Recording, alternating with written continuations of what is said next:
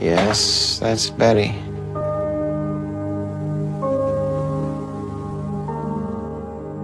And there's Matthew. First steps. Yep.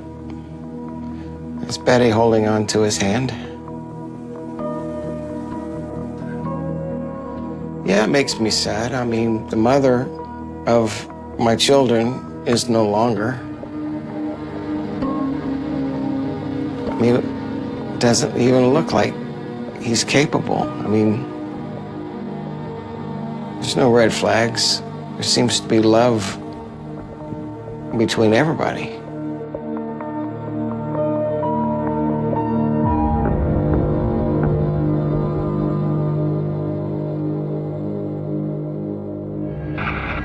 The case began as a fire call to a home in Castle Rock today. Police were called after firefighters found one person dead inside the home. Police say Matthew Buchanan is the sole suspect in the death of Elizabeth Burelow, his mother.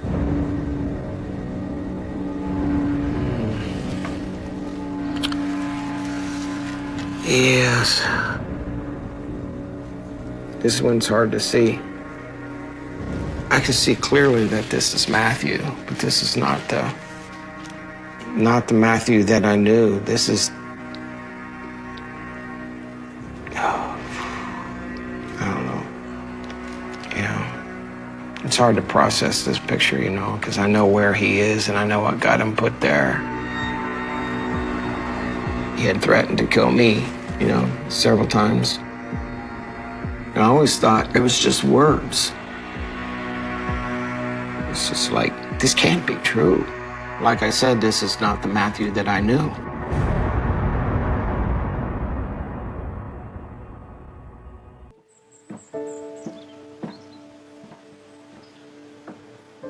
So this is my cabin. This is where I work. This is where I play. This is my man cave, so to speak, but I spend a lot of time in here.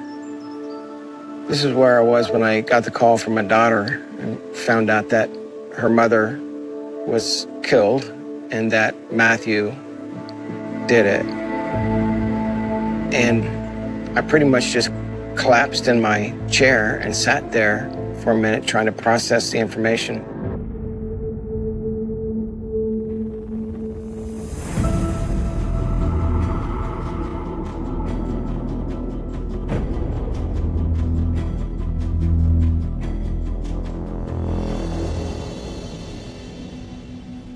The police told us that we needed to get out of our house and find somewhere else to be, based on the threats that he gave, that he was coming here to kill, which all of a sudden it became credible threats, because now we had the harsh realization that he was capable of killing.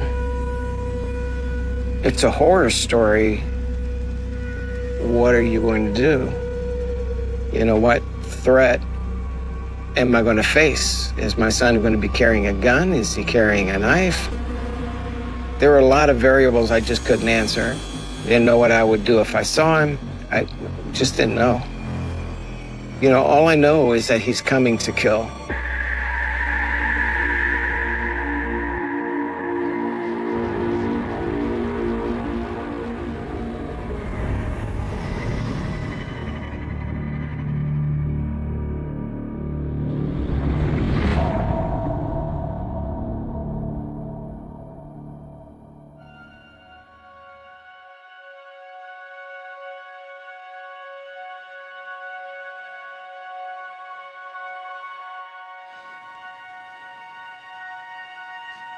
Yeah, this is a cute little moment, you know. I mean, when you look at his eyes in here, this is the little Matt that I started with, you know. He's smiling, he's engaging, he's looking at you in your eyes, and just joy. He was a joy at this point in life. This is a point in time where I still had hopes and dreams that he was going to do things in life and be something that he wanted to be. It's just like his whole life was ahead of him.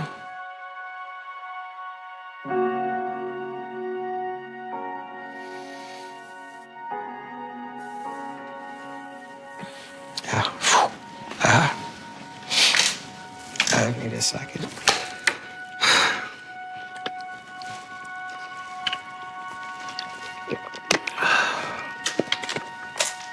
It's just such an innocent time. When I look at the pictures of him younger and everything, it takes me back to that place. Matthew means a gift from God. Not that he's not a gift from God. I still believe that he's a gift from God and everything, but does that mean gifts from God are murderers?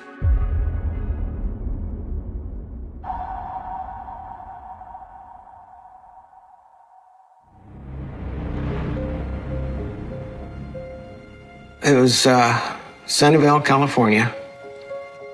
A friend of mine in the apartment complex I was in invited me to go to his church, and I did. Betty and I just met and started talking. Shortly thereafter, the pastor says, God told me that these two need to be together. It was a natural progression in life to me. Who am I to go against what God wants? We use that, I think, as a confirmation that, you know, maybe there's something more in this. And together we realized that. Next thing you know, we got married.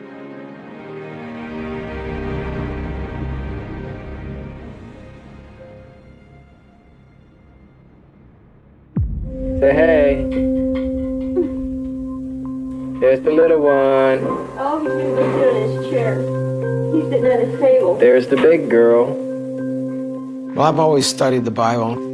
It's a joy to take somebody and teach them, you know, right and wrong. And I would read to them Bible stories out of picture books, you know, so that they could see, you know, we could talk about the pictures as we read the story. And the idea was, you know, teach them our faith, showing love, you know, kindness, and trying to teach them how to be a good member of society. There was a point in time when everything was great. I don't know that I prayed to be a good dad. I guess just instinctually, I felt like maybe I was. You know, everything just seemed to be falling into place. Here's Daddy and his two boys.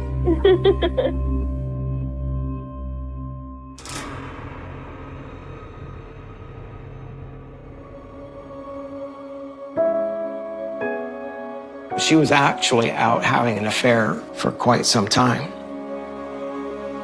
And, you know, I was kind of stunned. We've got these young children together, and she's out having an affair.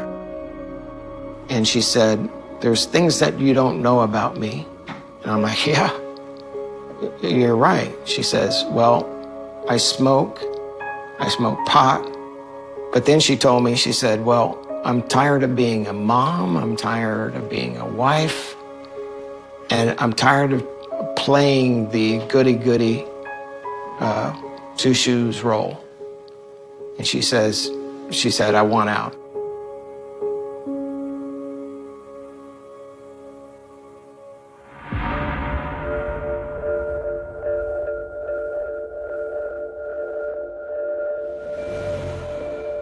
Of course, I was overwhelmed because I had to take on that role of being father and mother. We tried to make life normal again, but, you know, how do you do that? It's like, just did the best that I could. Around that time, I noticed really that something was different with Matthew. He had a mean streak. I remember one time, all the kids were in the basement. That's where we hung out. They were just playing with each other, and I think one of the kids squirted shaving cream, and that started a shaving cream war.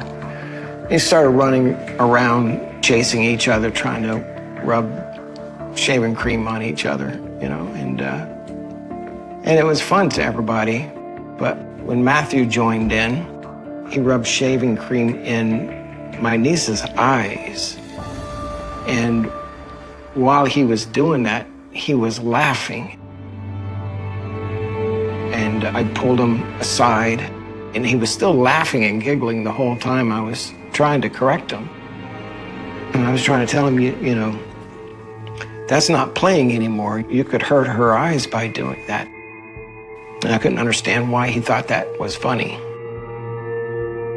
It scared me a little bit to think that he knew that he was hurting her, but still somehow found it funny.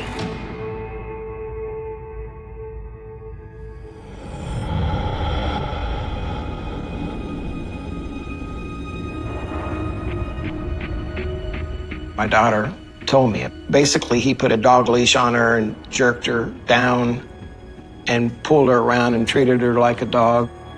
She said it was really hurting her and it was choking her, and she couldn't get him to stop. To me, that was like more than playing hard. That was like demeaning, you know, like a message to her that he did not value her at all. I confronted him about it, but he denied, and he got angry at me for thinking that he could do such a thing. What I really hope for is for him to be honest about it and say, yes, I did that, and I won't ever do that again. Not hearing that, I was very concerned. I just didn't know if I was getting through to him. Well, that was my first big warning sign of violent behavior. But I never believed that that would escalate to murder.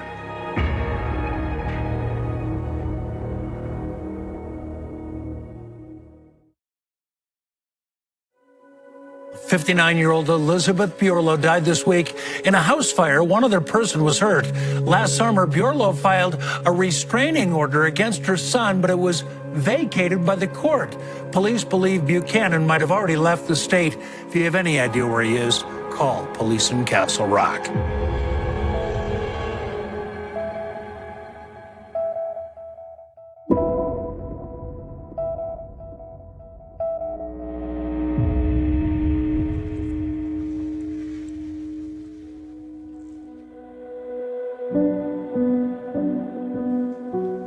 Pretty sure we were all getting ready to go to church. I mean, you can see the big smile he's got on his face and the brightness in his eyes and everything. I mean, I just see joy in him. He liked riding his bicycle. You know, that was his big thing. You know, father wants to go out and play with his kids and teach them things like that. And you take the training wheels off and you watch them, right? And it's like, you have this joy. It's like he's doing it, you know? It's like you're putting a piece of you in the world that's going to outlive you. And you just want to step away knowing I left goodness in the world. I mean, that's your hope. That was my hope for Matthew.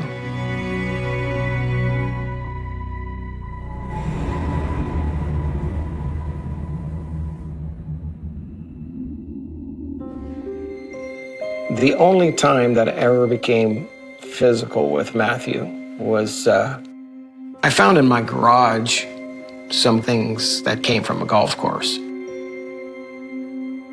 So I thought Matt was vandalizing the golf course, and he stole some things from it and put it in there. And I talked to him about it, and he denied it, and he laughed. And I reminded him, Matthew, I am the authority in this household. And when I said I'm the authority in this household, he laughed at me again. I told him, I said, if you laugh again, I'm going to drag you across that table. He laughed at me again. I didn't know what else I could do. I couldn't just leave an empty threat. So I dragged him across the table. And I held him down to where our faces were probably a foot apart. I frankly got a little bit scared. It felt horrible. And it must have been scary for him because he didn't know what would be next. Kids don't come with a rule book, but I felt like I needed to make a point. I felt like he needed to understand and respect the authority that I have in my household.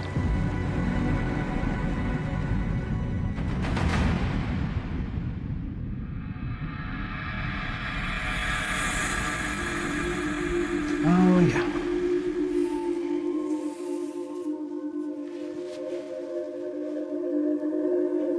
That's little Shadow. He's a very small Yorkshire Terrier. Even for the breed, I think he was a little on the small side. Matthew was mean to that little dog, to the point where we had to forbid him from being alone with the dog. He would take one of our big couch pillows and push it down on him, you know, and kind of keep him under the pillow, like tormenting him, really.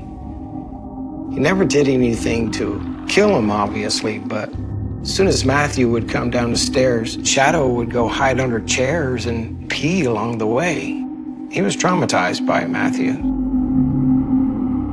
I read so many stories about people who kill people start with animals, and they desensitize themselves along this path until they're capable of killing human beings, you know. I've heard of all of that. And that crossed my mind when he was hurting Shadow.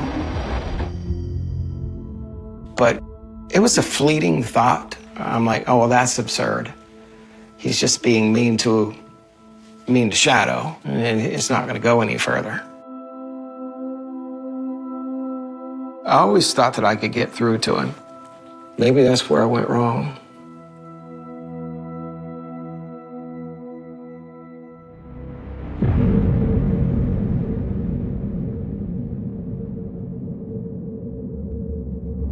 Breaking news, we have a picture of a person of interest after firefighters found a woman dead in a home in Castle Rock, 59-year-old Elizabeth Barlow. Police want to talk to Matthew Buchanan. He was last seen driving a white Dodge minivan. If you see him or the vehicle, call Castle Rock Police.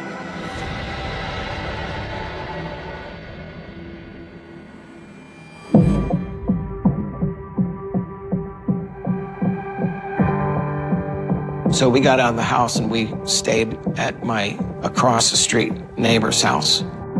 And I could look up the hill and I could see our house. And there were scary moments because somebody on our street has a van just like that. And we saw that van driving home. All of a sudden, fear grips us like, here's the moment. You know, is this Matthew? Is he hiding somewhere, planning something? Has he identified the traps the police have? You know, did he ditch the car and get a different car? Every time a car would go down the road, our street, I'm like, well, how do I know that's not Matt? I felt like I had my neighbors in harm's way and my wife in harm's way, when all he wanted to do was kill me. I had a weapon with me, and the fear of actually having to use that was, it was terrible. If my wife was in danger or my neighbors, then perhaps I could have done it. But I don't think I could have pulled a trigger to protect myself if he was threatening just me. I would have to use words and compassion and love and try to appeal to the Matthew that, you know, I knew. I mean, I think love will give you more strength than you ever really know. And I love him. It was so painful. all the effort into raising him and everything, and then it comes down to this.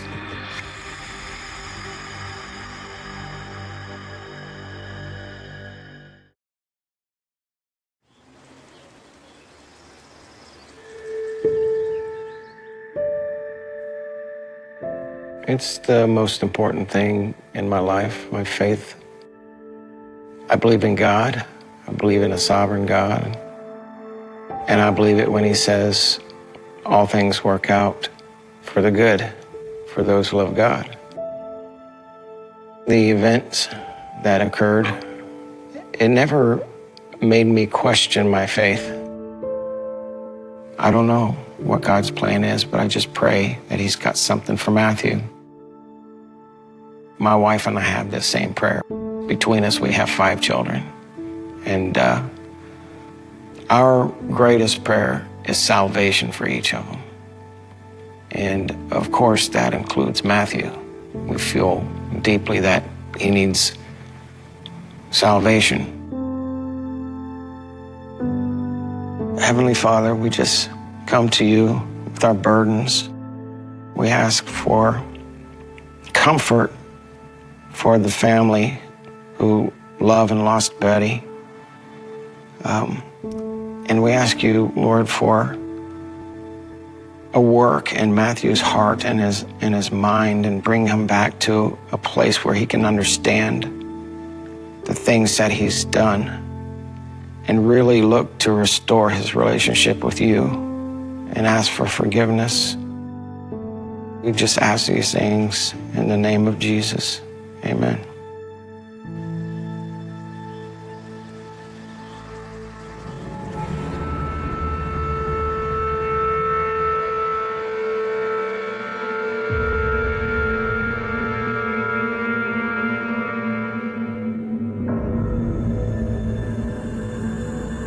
He became angry, and he was more unruly, challenging authority. I don't know what was going through his mind, but yeah, he was not respectful to us at that point in time. Matthew hated my rules. You know, I mean, they were completely reasonable rules, but Matthew seemed to not like rules at all. Our relationship started to change at that point.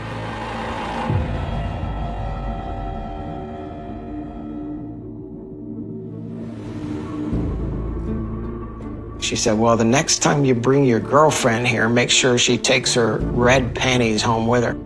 And I'm like, what are you talking about? And then she basically accused me of having an affair based on finding red panties in the bed. And I'm like blindsided by it. I didn't know where it came from, you know, what the cause of it was. I had a suspicion that it was Matthew, and I'm like, maybe, I mean, did he plant them there? Well, I asked him about it, and he said it wasn't him, and he was angry at me for even thinking such a thing. But with his history of lying and everything, I told him, I said, she's using this as the basis of a divorce. You know, no empathy at all. I have no absolute proof of it, right? But all I can say is everything points to it. Everything points to it. He didn't like her. He wanted me to divorce her.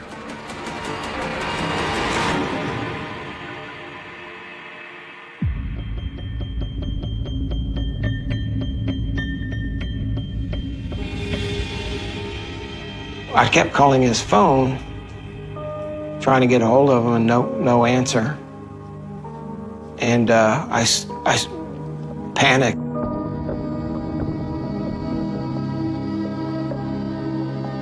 I got on the internet and I found police scanners in the local area. I heard a report about a male that fit Matthew to the T behind a building, bleeding from his head. And I thought, oh my God, that's Matthew. Called the police, and it ended up not being Matthew.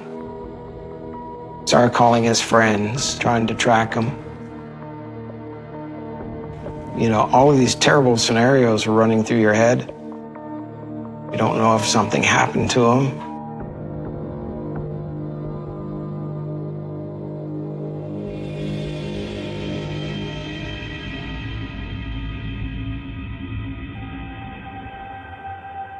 His mom had bought him a bus ticket. I wish that Matthew and I could talk about what he was feeling. Maybe I should have been, you know, that helicopter parent, you know, that snooping parent, and looked through his phone and whatever. I tried to respect his privacy and everything.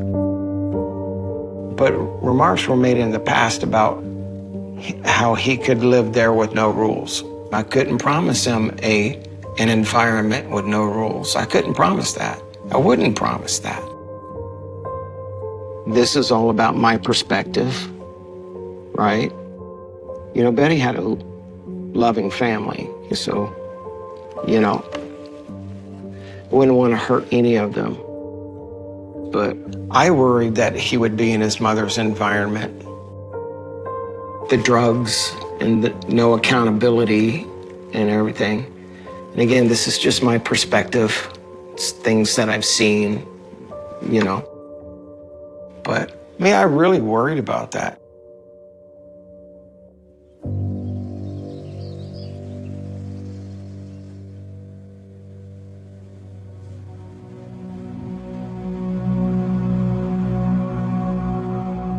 I put this video together right after Matthew ran away, just to show Matt there was happy times. I just wanted him to know that he was loved, but it's kind of different to me now after he did what he did.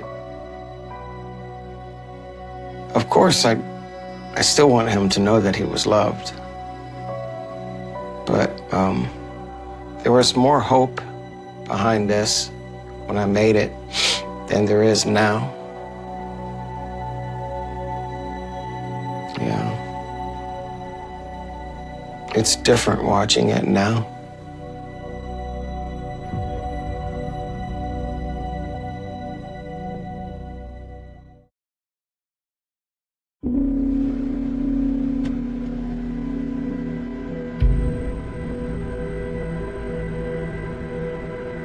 This crime happened in Colorado.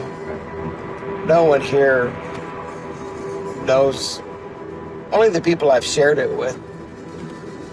I mean, I'm just the average Joe on the street, just like everybody else is.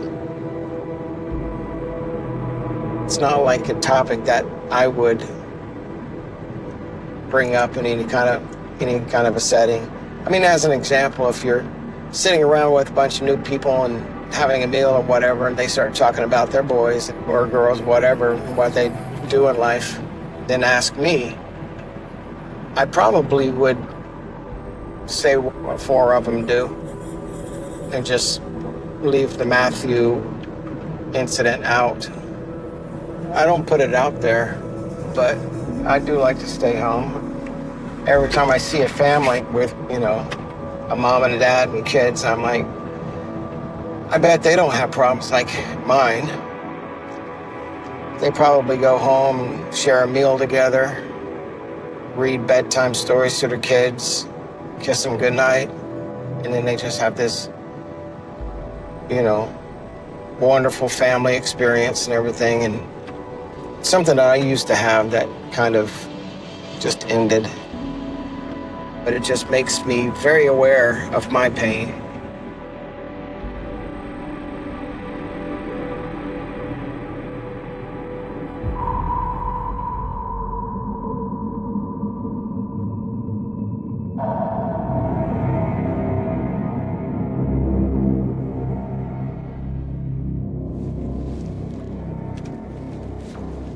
Hi, Sherry Buchanan. This is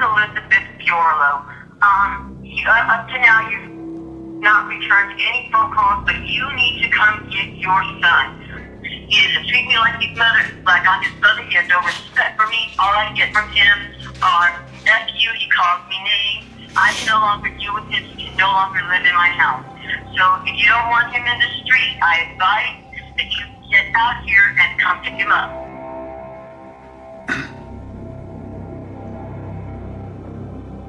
So there was definitely some anger or hostility behind that. There's never an appropriate time to say, I told you so, you know. But that was going through my mind.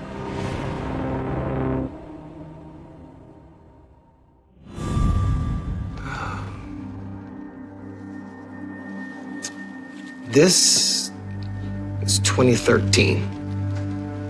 This is after the phone call his mother left me saying he's not welcome here anymore. And he came to stay with me, and I took him to a car show. Felt like we were bonding. It really felt like we were bonding. And he said, you know, I've done some things that should make me cry. And he said, I don't have the ability to cry.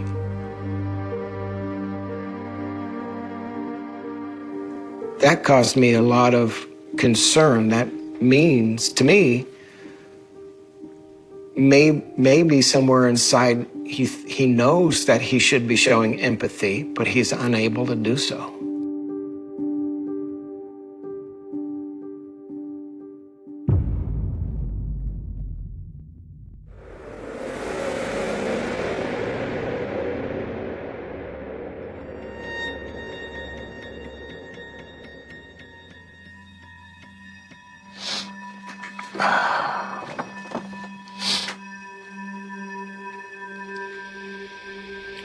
This is hard to read.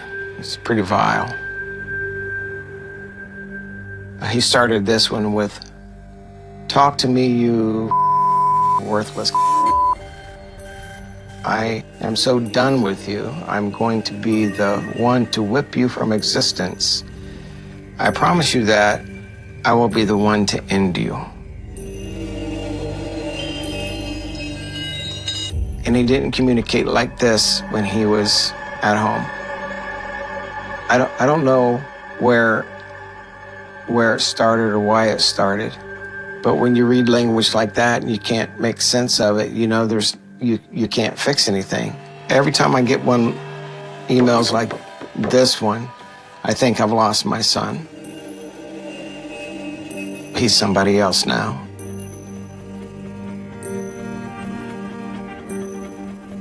This one is, repent, sinner. Jesus is a fraud and a tool. He's burning in the lake of fire.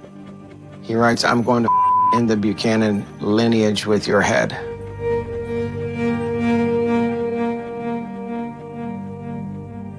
If you will not accept defeat by my reason and honesty, then I will pick up my sword and I will make you acknowledge what is right. Of course, this cut me pretty deep, you know, thinking that my son is saying this to me. I don't understand it. And, you know, it did become a regular thing. That's why I had to block my accounts. I pray for him. But again, he's a grown man now, and I'm not engaging.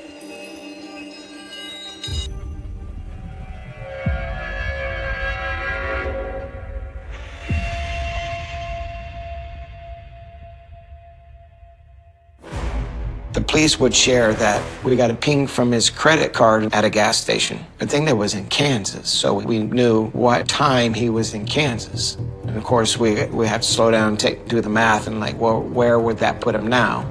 You know, you're listening to police scanners. And the things that were running through my head is like, if he does come to kill us, you know, my wife was over there with me too. I couldn't let that happen. Police say Matthew Buchanan is the sole suspect in the death of Elizabeth Bjorlo. Buchanan was arrested in Florida this morning.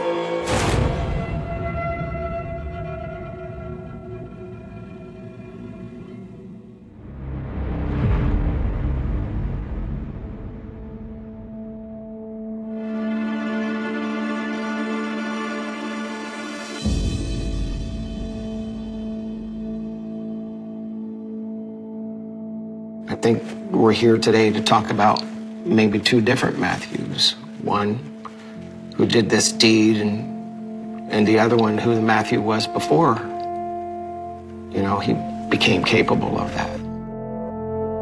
That's Matt number one. That's my Matt. The whole thing that created Matt 2 is a black box, I don't know what was in it. Who knows what's in the black box, Influences, drugs, environment. But at the end of the day, this is not the Matthew that I knew, but the Matthew that was created. The truth is, I want to hear everything. The good, the bad, the ugly. I just want to have the raw truth.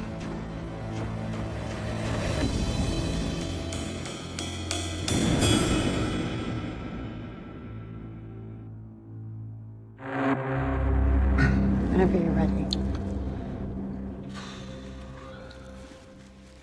I lost bodily control. I just lost control. I lost control.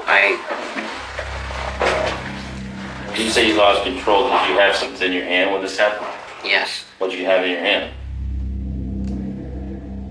a small knife. Small knife? Okay. Did you not mean to stab her? No, I didn't know. Then once you did you just overreact after that? Taking out frustration? I wanted it to stop. You kept stabbing her until you stopped, right? How many times do you think that happened? Like 5, maybe 6 times. Everything felt cursed at that moment. I was very upset. And I did not feel I was in a safe place. And my entire life I've been a victim. Like, I love my mom and I love my dad, but the things they put me through, the emotional, the stress that kept building up, everything just was too much. At that point, I was willing to die. I was willing to pay for all of it and just, it'll catch up to me sooner or later.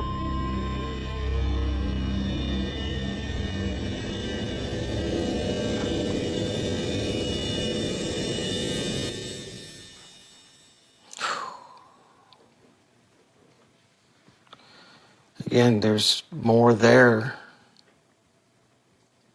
that's not addressed. I mean, he's lied about so much. I don't think what he's saying is clearly not the truth. If he truly wanted to get away from her, he could have. He hung his head a little bit like he was finally admitting something. I don't know if I can consider that shame, or it's definitely not empathy. It's like, I got caught. I mean, this is Matthew lying.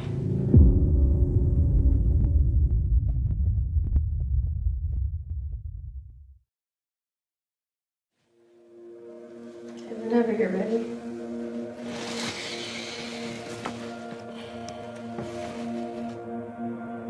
You remember where you stabbed her? In the neck.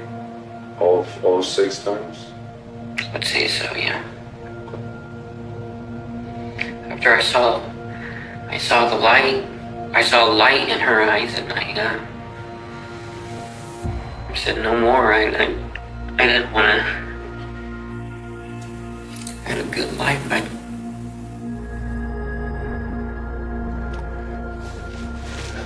The only remorse I heard in that clip, I thought I heard him say, I had a good life. What a selfish position to take. Still, I'm looking for remorse for what he did to his mother. Not, oh, look what I've done to my life. I'm not seeing that. I don't know. I don't understand it.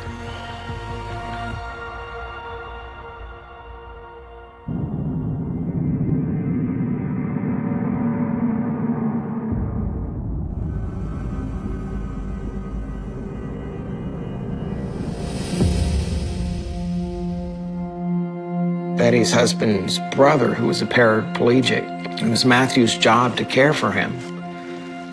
Well, he was in his room, and this is all I'm getting from the news reports, while the house was ablaze. His demise would have been to have been burned alive, and he couldn't do anything to save himself. What he did to his mother was a terrible, terrible crime. And then do something that's going to cause a paraplegic to burn to death. I can't even fathom that.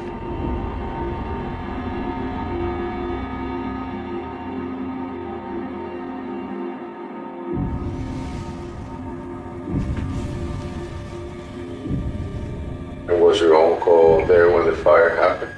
Yes. But your uncle can walk. No. And what happened to your uncle? I don't know. I don't know. I didn't look back.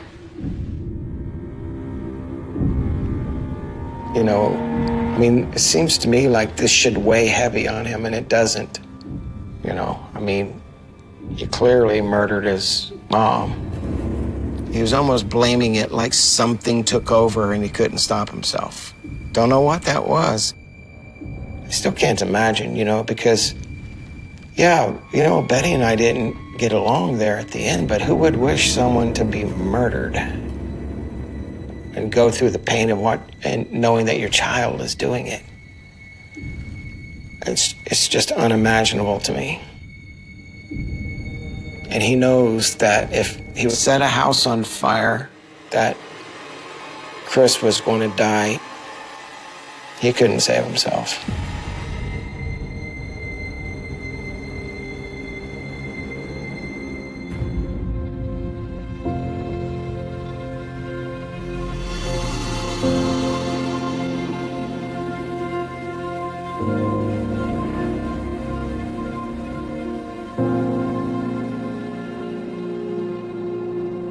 I have not spoken with him at all.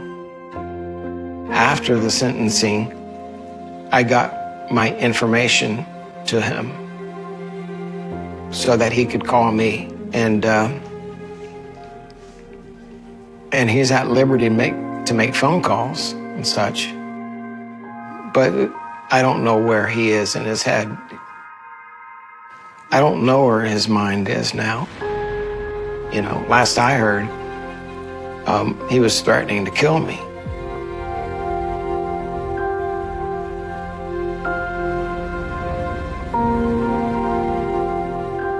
I hope and pray that Matthew has that kind of moment where he realizes that he's hurt people and realizes that he needs to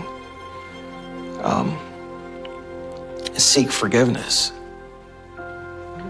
I just hope for that. Pray for that. And do you think that people can be forgiven for their sins? If you can't be forgiven for your sins, then we're all in a world of trouble. I've already forgiven him. I loved him the moment I held him in my arms at birth. My love for him has never changed. Despite what he's done, that doesn't change the fact that I love him.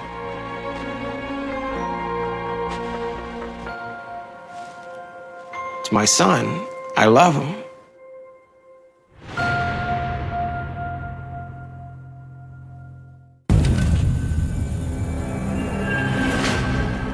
That's the day he got arrested for murder. It's giving me chills right now. And his plans were to kill us all. Do not release him, Your Honor. I do not feel safe around him. At that point, I hated him. I wanted him to suffer. There are roads that connect cities. There are roads that carry families home at the end of the day. There are roads lined with gas stations, diners, headlights, and the ordinary rhythm of life. And then there are roads that seem to collect stories. Stories whispered across generations. Stories repeated around kitchen tables long after midnight. Stories that refuse to die. In the northern wilderness of British Columbia, there is a stretch of highway where those stories have accumulated for decades. A ribbon of asphalt cutting through endless forests. A road bordered by mountains, rivers, thick spruce trees, and vast empty spaces where the nearest house can be miles away. A road where the silence feels different. A road where daughters vanished. A road where sisters never came home. A road where families are still waiting. Today, people know it by a name that sounds less like a highway and more like a warning. The Highway of Tears. The name alone carries weight. It sounds like something from a novel. Something invented by a screenwriter trying to create a haunting setting. But the Highway of Tears is real. And what happened there is real. The tears are real. The grief is real. The empty chairs at family gatherings are real. The unanswered questions are real. For nearly half a century, young women have disappeared along Highway 16. Some were hitchhiking. Some were walking.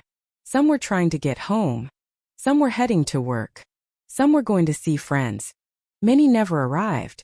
The terrifying part is not how unusual their lives were.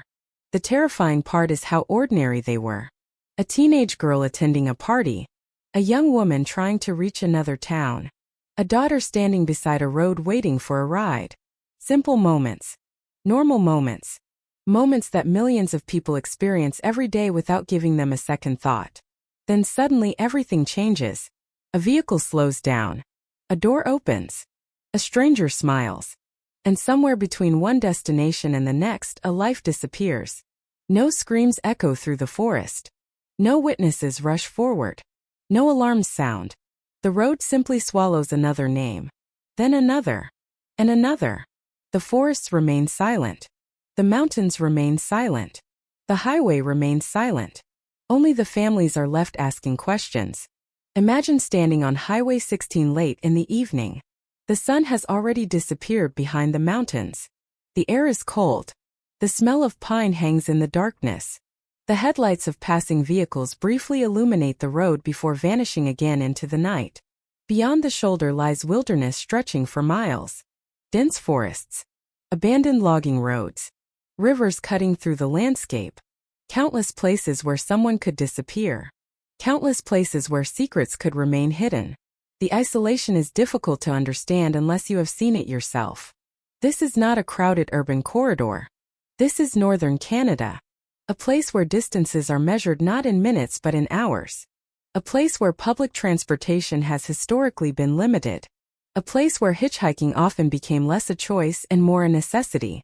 For decades, many people living in remote communities relied on rides from strangers simply to reach work, school, medical appointments, or neighboring towns. Most of those rides ended safely. Most drivers were ordinary people. Most journeys were uneventful. But not all of them. Somewhere along this highway, predators learned something. They learned that isolation creates opportunity. They learned that vulnerable people often have few alternatives.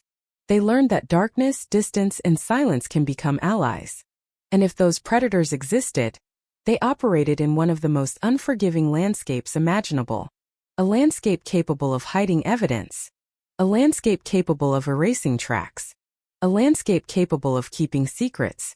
By the late 1990s, the disappearances could no longer be ignored. Families began comparing stories. Communities began noticing patterns. Journalists began asking questions. How many women had vanished? Why were so many of them indigenous? Why did the disappearances keep happening? Why did so many investigations seem to lead nowhere? And perhaps the most chilling question of all, was there a serial killer hunting along the highway? The possibility was terrifying. One predator moving through northern British Columbia. Watching. waiting, selecting victims, leaving behind only grief. Yet even that theory offered no simple answers. Because the more investigators looked, the more complicated the picture became. Some cases appeared connected. Others did not. Some victims were found. Others were never recovered. Some disappearances occurred years apart. Some occurred in entirely different circumstances. The highway seemed to contain not one mystery but many. Not one nightmare but dozens. A collection of tragedies layered on top of one another, until they formed something larger than any individual case. Something almost impossible to fully comprehend. A corridor of loss stretching across generations. For the families, statistics never mattered very much. Whether the number was 18, 40, or 50 changed nothing about the empty bedroom waiting at home. Numbers cannot capture grief. Numbers cannot explain what it feels like to watch years pass without answers. Numbers cannot describe the moment a mother hears footsteps outside and briefly imagines her daughter returning. Numbers cannot describe birthdays celebrated in absence. Christmas dinners with one missing voice. Graduations that never happened. Weddings that never came. Entire futures erased. Somewhere along Highway 16, countless dreams ended before they had a chance to begin. And perhaps that is what makes this story different from many other true crime cases. There is no single crime scene. No single victim. No single suspect. No single moment when everything changed. Instead, there are dozens of moments. Dozens of families. Dozens of lives intersecting with the same lonely road. The Highway of Tears is not merely the story of a murder.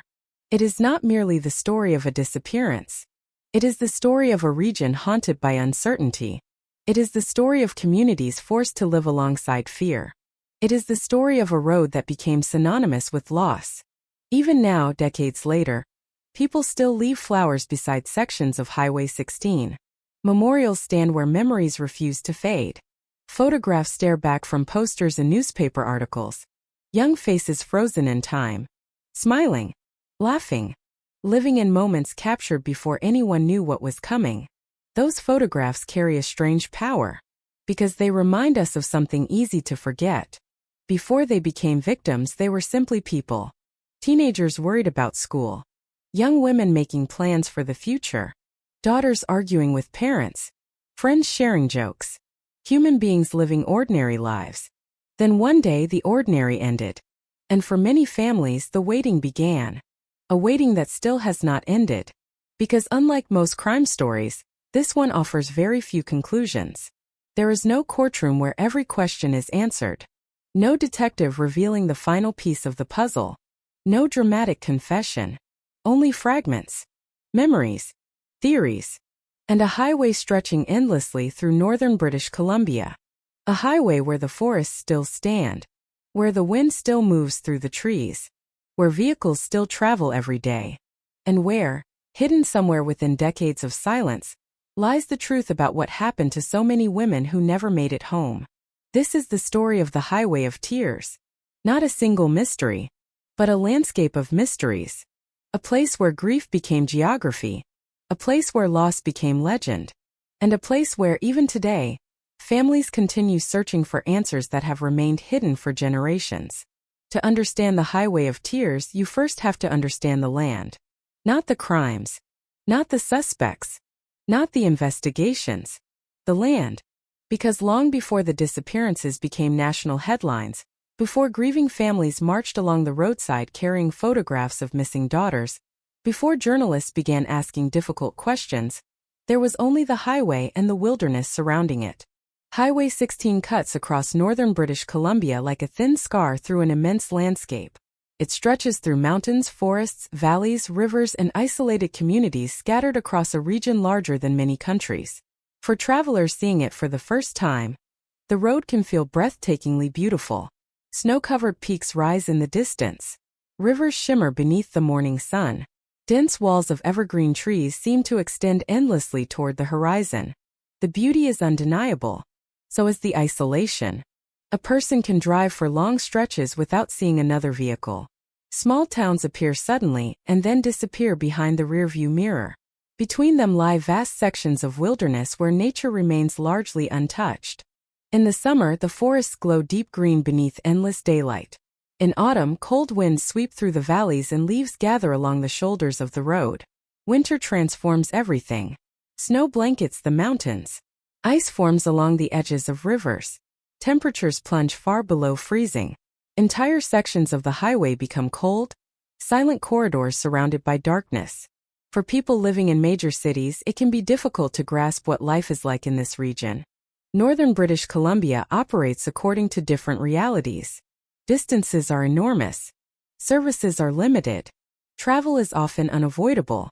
A trip to visit family, attend school, buy groceries, seek medical care, or work a shift may require driving dozens or even hundreds of kilometers. Many communities are separated by long stretches of road and wilderness. For decades, transportation has been one of the greatest challenges facing people in the region, particularly for young people, particularly for those without access to a vehicle, and especially for Indigenous communities. Throughout much of the 20th century, many First Nations communities in northern British Columbia experienced economic hardship, limited infrastructure, and reduced access to public transportation. Bus routes were infrequent. Some communities had few transportation options at all. As a result, hitchhiking became common.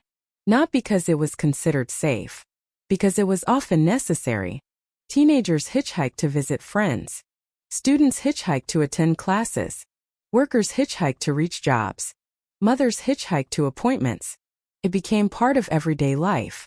An uncomfortable reality accepted by thousands of people because there seemed to be few alternatives. Parents worried about it. Communities discussed it. But people continued doing it. Life had to go on.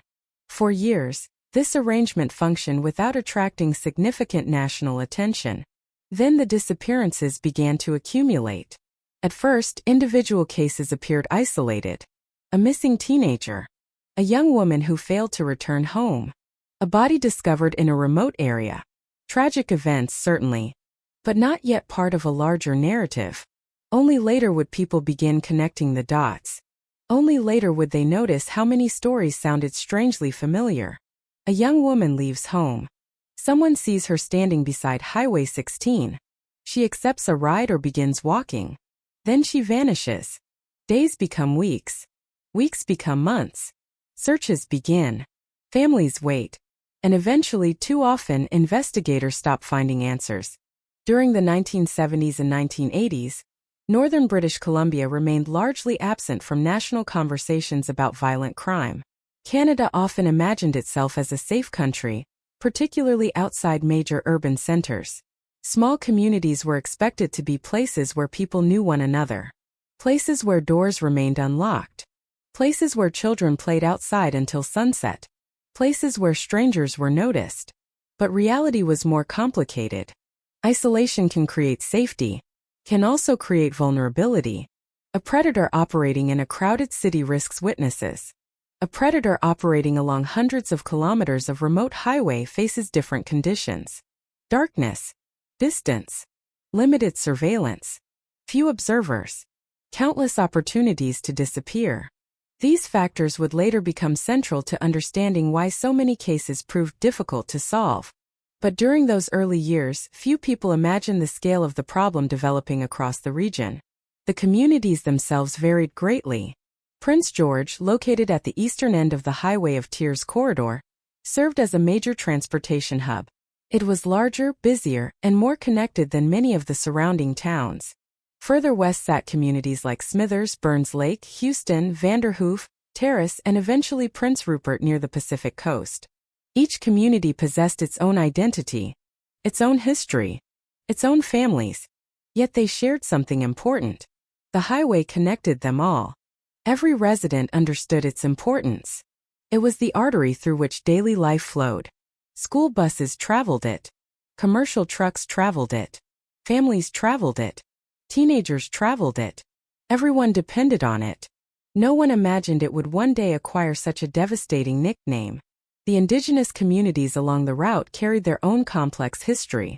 Generations had already endured displacement, discrimination, poverty, and the lasting impacts of residential schools. Many families were still struggling with the consequences of those policies when the disappearances began attracting attention. As a result, some communities felt that their concerns were not always taken seriously. When a young Indigenous woman vanished, families often feared that authorities would assume she had simply left voluntarily.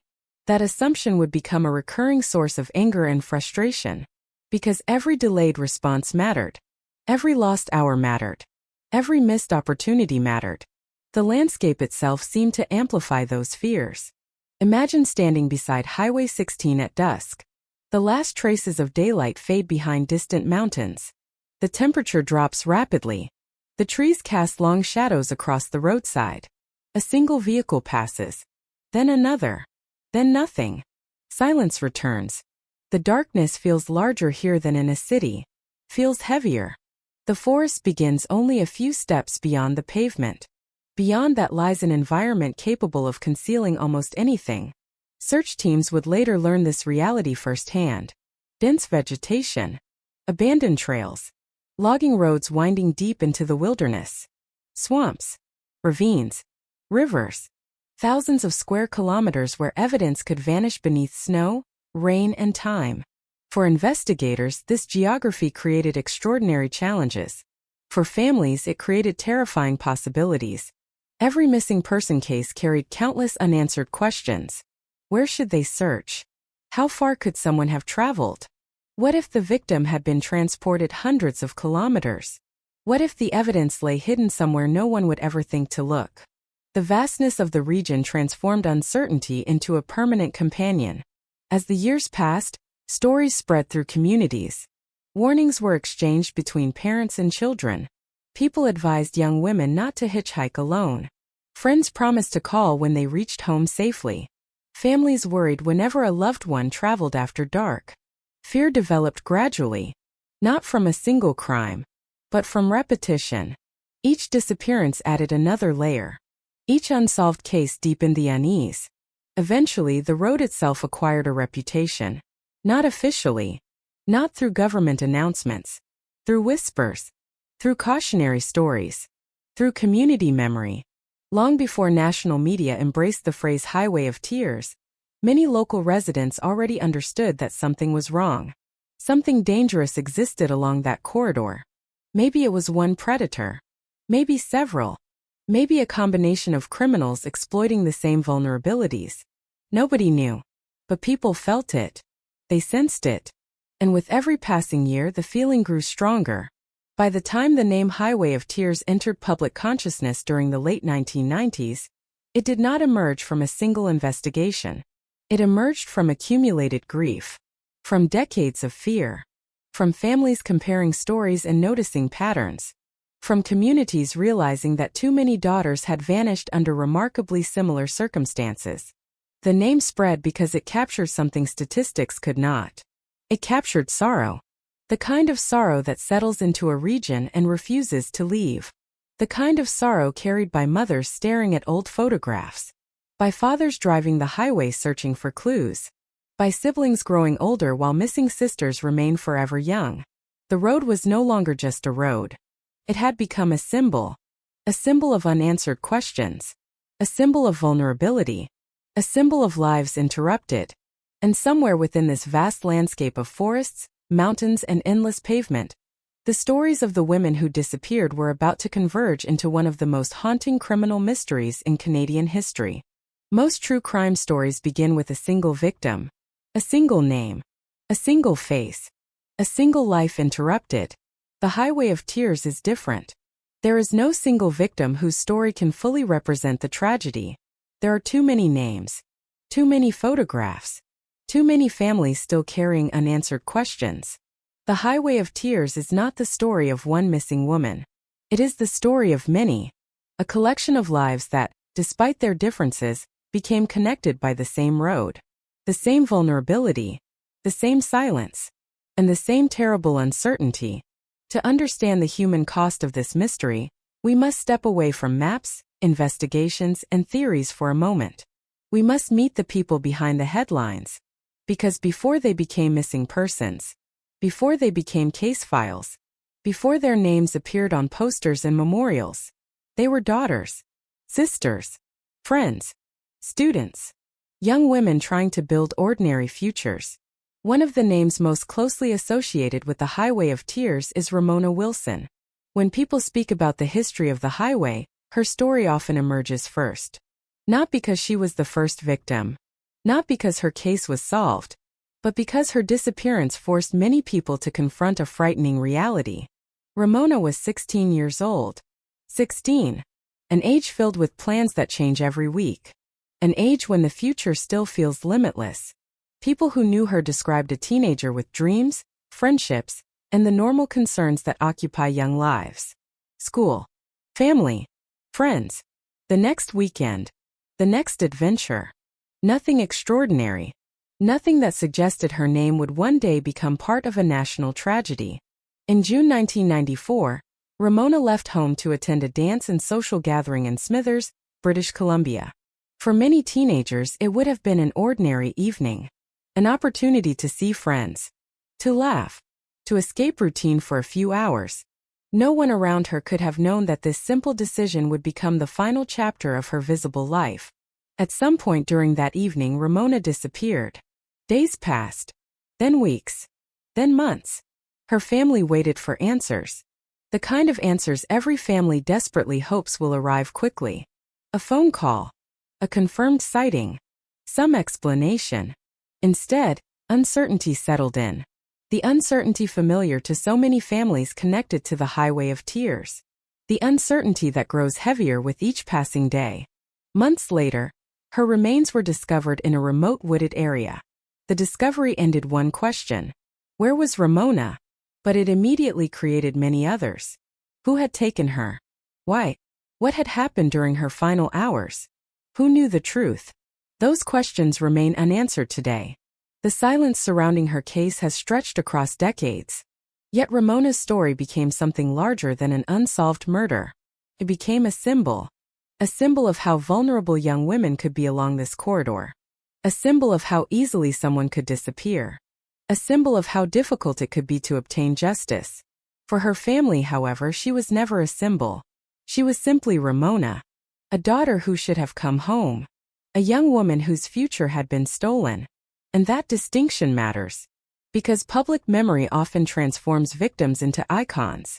Families remember something far more personal: the sound of a laugh, favorite song, a joke told at dinner, a face sitting across the room, the small details that make a person unique, the details that disappear from newspaper articles but remain forever in the hearts of loved ones.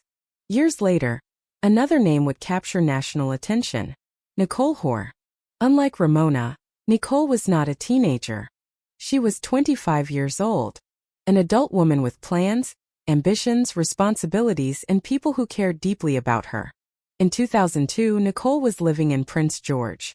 Friends described her as kind and optimistic, the type of person capable of making others feel comfortable, the type of person whose presence brightened a room. On the day she disappeared, there was nothing to suggest that history was about to repeat itself. Nothing dramatic. Nothing extraordinary. Just another ordinary day. The kind of day that begins like countless others. The kind of day that gives no warning. At some point, Nicole was seen hitchhiking near Prince George. Then she vanished. Just like that. A woman visible one moment, gone the next. When her disappearance became known, concern spread rapidly. Unlike some earlier cases, this investigation generated widespread attention. Search efforts grew massive. Volunteers arrived from across the region. Families, friends, law enforcement officers, and community members joined together. People walked through forests, examined roadsides, searched fields, checked remote areas. Thousands participated. Everyone hoped Nicole would be found alive. Everyone hoped this story would end differently. But hope slowly collided with reality. Days turned into weeks. Weeks became months. Months became years. Nicole was never found. Nobody. No definitive answers. Only absence. The type of absence that becomes increasingly difficult to bear because it offers no closure. For families of missing persons, uncertainty can sometimes be more painful than confirmation. When a loved one is found, even in tragedy, certain questions end. When a loved one remains missing, the mind never stops searching. Every unknown possibility survives. Every scenario remains open. Every hope refuses to disappear completely. Nicole's family would come to know that burden intimately. Her disappearance became one of the most recognized cases associated with the Highway of Tears. Yet she was far from alone. As researchers, journalists, and community advocates began examining the broader pattern, more names emerged. Young women, teenagers, indigenous girls, students, workers, travelers. Many came from First Nations communities scattered throughout northern British Columbia. Many grew up surrounded by close-knit families. Many faced limited transportation options. Many occasionally relied on rides from strangers because alternatives were scarce. The similarities were impossible to ignore. The victims often shared certain characteristics. They were young. They were female. They were traveling alone. They were vulnerable in ways that predators could exploit. But beyond those similarities existed dozens of individual stories. Individual dreams. Individual personalities. Individual futures that never had the chance to unfold. One wanted to build a career. Another dreamed about starting a family. Another loved music. Another enjoyed sports. Another planned to continue her education. Each life contained possibilities. Each life contained relationships. Each life mattered. When discussing the Highway of Tears, it can be tempting to focus exclusively on the mystery. The unknown killer. The unanswered questions. The investigations. But the victims deserve more than that. They deserve to be remembered as people. Because their humanity is what transforms this story from a criminal puzzle into a human tragedy. Imagine a mother standing beside a bedroom door years after her daughter vanished. The posters on the wall remain unchanged. Photographs remain in drawers. Clothing remains stored away. Time continues moving outside the house. Inside, certain memories remain frozen. Imagine a father driving Highway 16 long after midnight, glancing toward the roadside and wondering whether some clue was missed years earlier. Imagine siblings growing older while photographs of missing sisters never change. These experiences cannot be measured in police reports. They cannot be summarized by statistics. Yet they represent the true cost of every unsolved case. The Highway of Tears is often described through numbers. 18 official victims. Perhaps 40. Perhaps more. But numbers can create distance. A number does not tell us about birthday celebrations that never happened. A number does not tell us about parents who still keep photographs beside their beds. A number does not reveal the emotional weight carried across generations. Behind every number stands a name. Behind every name stands a family. And behind every family stands a story interrupted before its ending could be written. As the years passed, these stories began merging into something larger. Families who had never met discovered common experiences. Communities shared grief. Advocates demanded attention. Journalists documented patterns. Researchers searched for connections. Gradually, the victims of the Highway of Tears became linked by more than geography.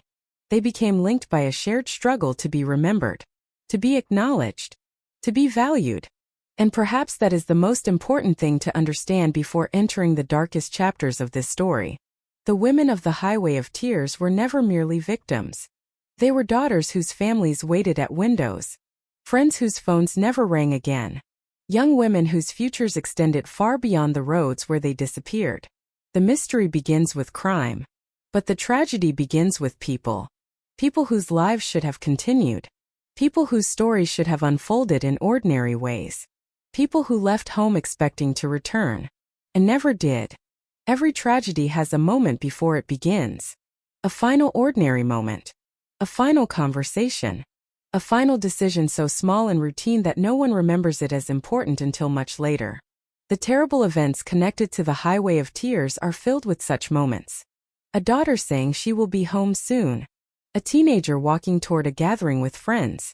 A young woman standing beside a road, expecting a ride that will save her hours of travel. Simple moments. Unremarkable moments.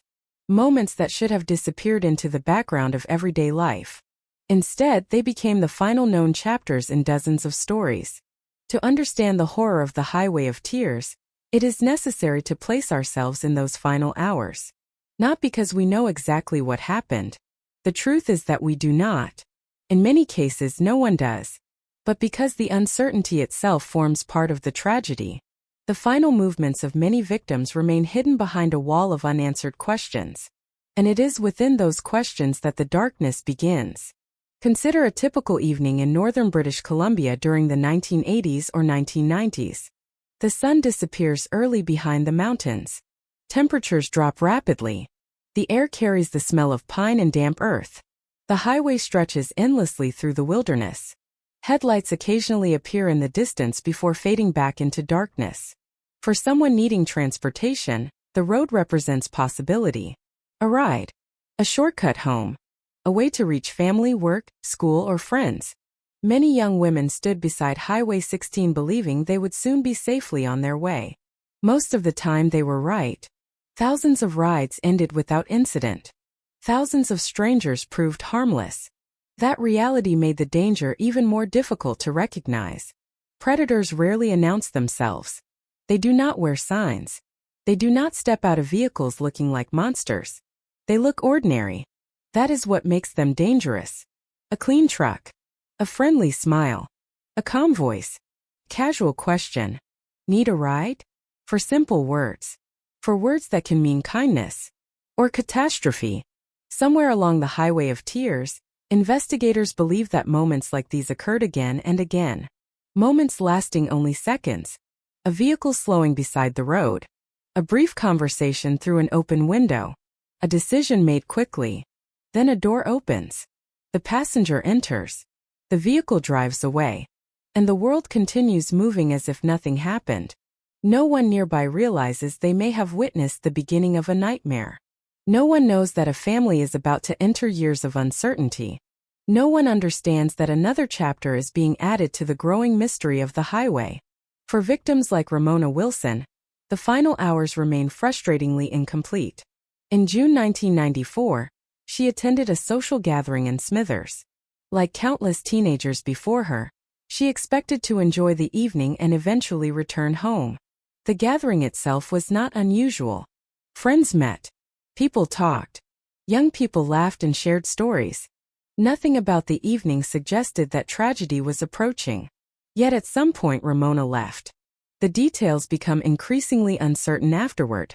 Witnesses remembered fragments. Small observations.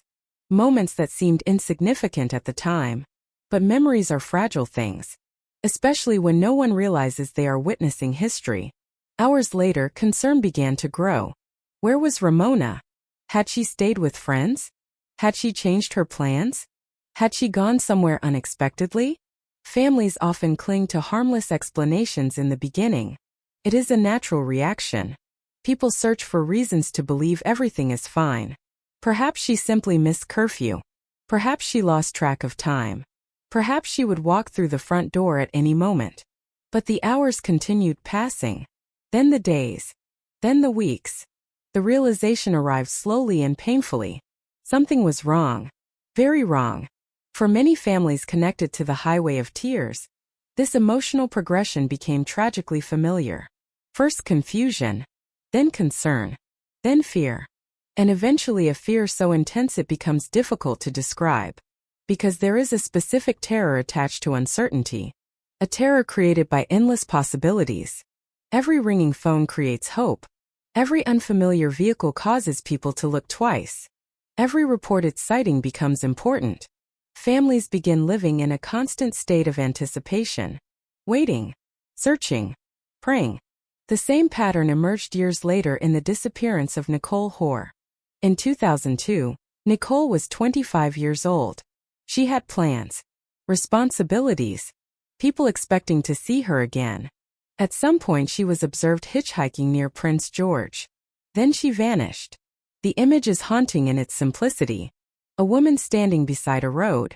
Cars passing. The vast wilderness stretching around her. The ordinary appearance of the scene hides the danger lurking beneath it. Someone likely stopped. Someone likely spoke with her. Someone may have appeared trustworthy enough to earn her confidence. And then she was gone. What happened after that remains unknown. The uncertainty surrounding these final moments has fueled speculation for decades. Investigators considered countless possibilities.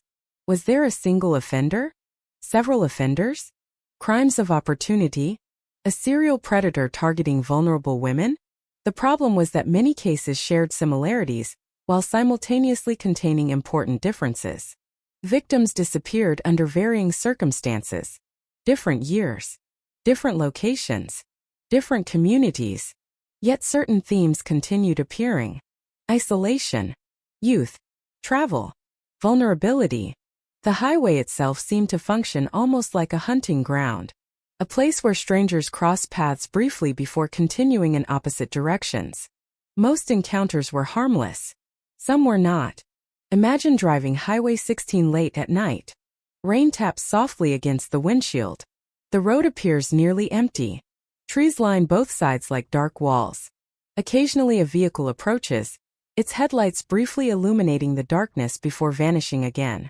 Now imagine a predator traveling that same road. Watching. Observing. Searching for opportunity.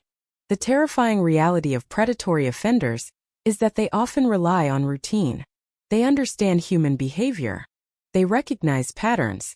They know where vulnerable people are likely to be found. They know when potential witnesses are scarce. If someone intentionally targeted women along the Highway of Tears, the environment would have offered numerous advantages. Distance. Isolation. Limited transportation options. Large areas where evidence could be concealed. The geography itself seems almost designed to protect secrets. And yet, despite decades of investigations, no definitive answer has emerged. This uncertainty creates another layer of horror. In most criminal cases, the audience eventually learns what happened. The mystery is solved. The offender identified. The sequence of events reconstructed. The Highway of Tears refuses to provide that certainty. Instead, it offers fragments. Pieces of stories interrupted mid-sentence. Questions without conclusions. Families left imagining final moments they can never truly know. For some victims, investigators believe they may have accepted rides from strangers. For others, even that remains uncertain. Some may have encountered danger while walking. Others may have known the individuals responsible. The possibilities remain numerous. The answers remain elusive. What unites these stories is not the certainty of what happened. It is the certainty that something terrible occurred. Somewhere between departure and destination. Somewhere between one ordinary moment and the next. Lives changed forever. The cruelty of the Highway of Tears lies partly in how quickly normal life transforms into mystery. A teenager attends a gathering. A young woman tries to travel home. A daughter plans to return later that evening. Then suddenly there is a gap. A missing hour. A missing night. A missing person. The gap widens. Days become weeks. Weeks become years. And eventually the absence itself becomes part of family history. As investigators attempted to piece together these disappearances, they faced an overwhelming challenge. The crimes did not occur in a single location. The victims did not disappear at the same time. The evidence was scattered across decades. The road stretched hundreds of kilometers. Every new case added urgency. Every unsolved disappearance deepened fear. Communities began to realize they were not witnessing isolated tragedies. Something larger was unfolding. Something far darker. A pattern hidden within years of loss. A pattern that would eventually force an entire nation to confront one of the most disturbing questions in Canadian criminal history. Who or what was waiting along the Highway of Tears? The first discovery is often the moment when hope and horror collide. For families of missing persons, the early days are dominated by uncertainty. Every possibility remains alive. Every unanswered phone call might suddenly be returned. Every reported sighting could lead to a reunion. Every morning begins with the fragile belief that today might finally bring good news. Then comes the moment when reality pushes its way through the door. A body is found. Human remains are discovered. Evidence emerges that transforms a disappearance into something far darker. For many of the women connected to the Highway of Tears, that moment arrived in lonely places far from witnesses. Remote forests, gravel roads, riverbanks, areas where nature seemed determined to reclaim everything left behind. These discoveries did not bring peace. They brought new questions. Sometimes more questions than answers. Because finding a victim is not the same as understanding what happened. In many cases along Highway 16, investigators faced a devastating challenge from the very beginning. The wilderness had already been at work. Rain had fallen. Snow had come and gone. Animals had moved through the area. Seasons had changed. Evidence had faded. Time itself had become an enemy. The case of Ramona Wilson illustrates this painful reality. Months after her disappearance in 1994, searchers made a discovery in a remote wooded area near Smithers. The remains found there would eventually be identified as Ramona. For investigators, the discovery marked the beginning of a homicide investigation. For her family, it marked the end of one nightmare and the beginning of another. The uncertainty surrounding her whereabouts was gone. The certainty of tragedy had arrived. The location itself raised immediate concerns. The area was isolated, difficult to access, far removed from the ordinary paths of daily life. Whoever had brought Ramona there had likely chosen the location for a reason. Privacy, distance, secrecy. Investigators began documenting everything they could. Photographs, measurements, environmental conditions, possible evidence. But every homicide detective understands an uncomfortable truth. The most valuable evidence is often found during the first hours after a crime occurs. Not months later. Not after weather has erased traces. Not after nature has altered the scene. By the time Ramona was found, much of the original story may already have been lost. Even so, detectives worked carefully. Every fragment mattered. Every detail could become important. A tire track, a fiber, a personal item, a disturbance in the ground, anything capable of revealing what had happened. Yet the further investigators looked, the more difficult the mystery became. The crime scene offered clues, but not enough. Answers remained frustratingly out of reach. The same pattern would emerge repeatedly throughout the Highway of Tears investigations. Discovery followed by uncertainty. Evidence followed by unanswered questions. Hope followed by frustration. As more cases accumulated, detectives faced another obstacle. The crime scenes were rarely similar enough to produce clear conclusions. Bodies were found in different environments, different years, different communities, different circumstances. Some victims were recovered. Others were never found at all. For the families of those never located, there was not even a crime scene to examine. No location to search. No physical evidence to process. No place to mourn. Only absence. And absence leaves investigators with very little to work with. The disappearance of Nicole Hoare demonstrated this challenge in heartbreaking fashion. When Nicole vanished in 2002, authorities launched one of the largest search efforts associated with the Highway of Tears. Volunteers arrived from across the province. Search teams moved through forests and fields. Aircraft scanned vast areas from above. Dogs followed possible trails. Roadsides were examined repeatedly. The scale of the effort reflected growing awareness of the dangers associated with the highway. People were determined not to let another disappearance fade quietly into the background. For days teams searched. Then weeks. Then months. Every search operation follows a similar emotional rhythm. The first days are driven by urgency. Energy remains high. People believe success is possible. As time passes, exhaustion appears. Search areas expand. Resources become strained. Optimism slowly battles reality. Still, volunteers continue. Because stopping feels impossible. Because someone out there is waiting for answers. Despite enormous efforts, Nicole was never found. No body. No confirmed crime scene. No definitive evidence explaining what happened. Her disappearance left investigators facing one of the most difficult situations imaginable. How do you solve a crime when the central physical evidence may never be recovered? How do you identify a suspect when the crime scene itself remains unknown? These questions haunted the investigation. And they haunted countless others. As detectives examined multiple Highway of Tears cases, they began noticing something deeply troubling. Many discoveries shared a common characteristic: isolation. Victims were often found, or believed to have vanished, in places where witnesses were unlikely to be present, places where help would be difficult to find, places where evidence could disappear unnoticed. This pattern raised the possibility that offenders understood the geography exceptionally well. Whoever committed these crimes may have known the region, may have traveled the roads regularly, may have recognized which locations offered privacy and concealment. Criminal profilers would later examine these possibilities closely.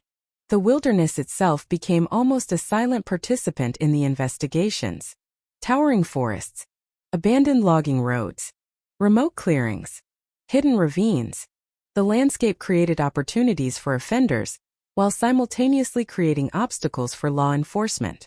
Search teams often described the overwhelming scale of the territory. Standing at the edge of a forest, an investigator might face hundreds of square kilometers of potential search area. Every direction offered new possibilities. Every possibility demanded time and resources. The challenge was enormous. And while investigators searched, families waited. Waiting became a recurring theme throughout the Highway of Tears story. Waiting for search results. Waiting for forensic reports. Waiting for phone calls. Waiting for breakthroughs. Sometimes waiting for decades. Many relatives later described how difficult it was to balance hope and fear. Part of them wanted answers. Part of them feared those answers. Because every discovery carried consequences. Finding evidence might reveal the truth. It might also confirm the worst fears imaginable. As public awareness increased, journalists began visiting some of the locations associated with the cases. Photographs of remote roads and dense forests appeared in newspapers and television reports. For many Canadians living far away, these images were startling. The scenes looked beautiful, peaceful even. Yet hidden beneath that beauty were stories of violence, disappearance, and loss. The contrast made the cases even more haunting. A quiet forest clearing could conceal a tragedy. A scenic roadside could mark the final known location of a missing woman. The ordinary and the horrific existed side by side. Investigators eventually reached a troubling conclusion. The physical evidence available in many Highway of Tears cases might never be sufficient on its own. The landscape had erased too much. Time had erased too much. That meant solving the mysteries would likely require something else. Witnesses, confessions, new forensic technologies, connections between cases, some breakthrough capable of revealing what the crime scenes could not. Yet even without definitive answers, the discoveries changed everything. They transformed rumors into reality. They transformed disappearances into homicide investigations. They revealed that the fears spreading through northern British Columbia were not imaginary. Something terrible had happened. Again and again. Young women had vanished. Some had been found in remote locations. Others remained missing. The evidence was incomplete. The stories were fragmented. But one fact had become impossible to deny. The Highway of Tears was no longer a collection of isolated incidents. It was becoming one of the largest and most disturbing criminal mysteries in Canadian history. And as investigators continued examining the scattered clues left behind, they would soon find themselves confronting an even more unsettling question. If these crimes were connected, who was responsible? And how long had they been operating in the shadows without being caught? Every major criminal investigation eventually reaches a crossroads. One path leads toward answers. The other disappears into uncertainty. For the investigators working the Highway of Tears cases, uncertainty became a constant companion. As the years passed and more women vanished, detectives found themselves staring at an increasingly disturbing puzzle. The individual pieces were visible. The victims were real. The disappearances were undeniable. The grief was impossible to ignore. Yet the larger picture remained frustratingly blurred. Who was responsible? How many offenders were involved? Were the cases connected at all? Or were investigators chasing a pattern that existed only because human beings naturally search for meaning inside tragedy? These questions shaped decades of investigation. And with every new theory came new frustrations. In the beginning, law enforcement approached many cases individually. A missing teenager in one community. A homicide in another. A disappearance separated by years from the previous one. Each file sat inside its own folder. Each detective focused on a specific victim. Each investigation followed its own path. This approach was understandable. After all, the circumstances varied. Different locations, different timelines, different victims, different evidence. But as more cases accumulated, similarities became harder to dismiss. Young women, remote highways, isolated locations, disappearances occurring while traveling alone. The possibility of a larger connection began attracting attention. And with that possibility came the specter of a serial predator. The idea was terrifying. Somewhere along Highway 16, perhaps a killer was hunting. Not once, not twice, but repeatedly. Over years, maybe decades. The theory immediately captured public attention because it seemed to explain so much. Serial offenders often target similar victims. They often operate within geographic comfort zones. They frequently exploit predictable vulnerabilities. The Highway of Tears appeared to offer all of those conditions. Long stretches of isolated roadway, limited public transportation, young women forced to rely on strangers for rides, remote wilderness capable of concealing evidence. To many observers, the pattern seemed obvious. But criminal investigations rarely reward assumptions. The deeper detectives looked, the more complicated the situation became. Certain cases shared similarities. Others did not. Some victims disappeared while hitchhiking. Others vanished under circumstances that were less clear. Some remains were recovered. Others were never found. Some crimes appeared sexually motivated. Others offered little evidence regarding motive. The neat theory of a single serial killer began colliding with messy reality. What if there wasn't one predator? What if there were several? This possibility created an entirely different nightmare. Instead of one offender operating along the highway, investigators could be facing multiple criminals exploiting the same vulnerable environment. Different offenders, different motives, different methods, all hidden beneath the same growing legend. If that were true, solving the mystery would become exponentially more difficult. Detectives would not be hunting a single suspect. They would be untangling numerous crimes spread across decades. And that possibility could explain why so many investigations seem to reach dead ends. As profiling experts became involved, they examined geographical patterns. Geographic profiling attempts to identify behavioral clues based on where crimes occur. Offenders often operate within familiar territories. They choose locations they know, roads they travel, areas where they feel comfortable. The Highway of Tears presented an intriguing but frustrating challenge. The region was enormous. Hundreds of kilometers of highway connected numerous communities.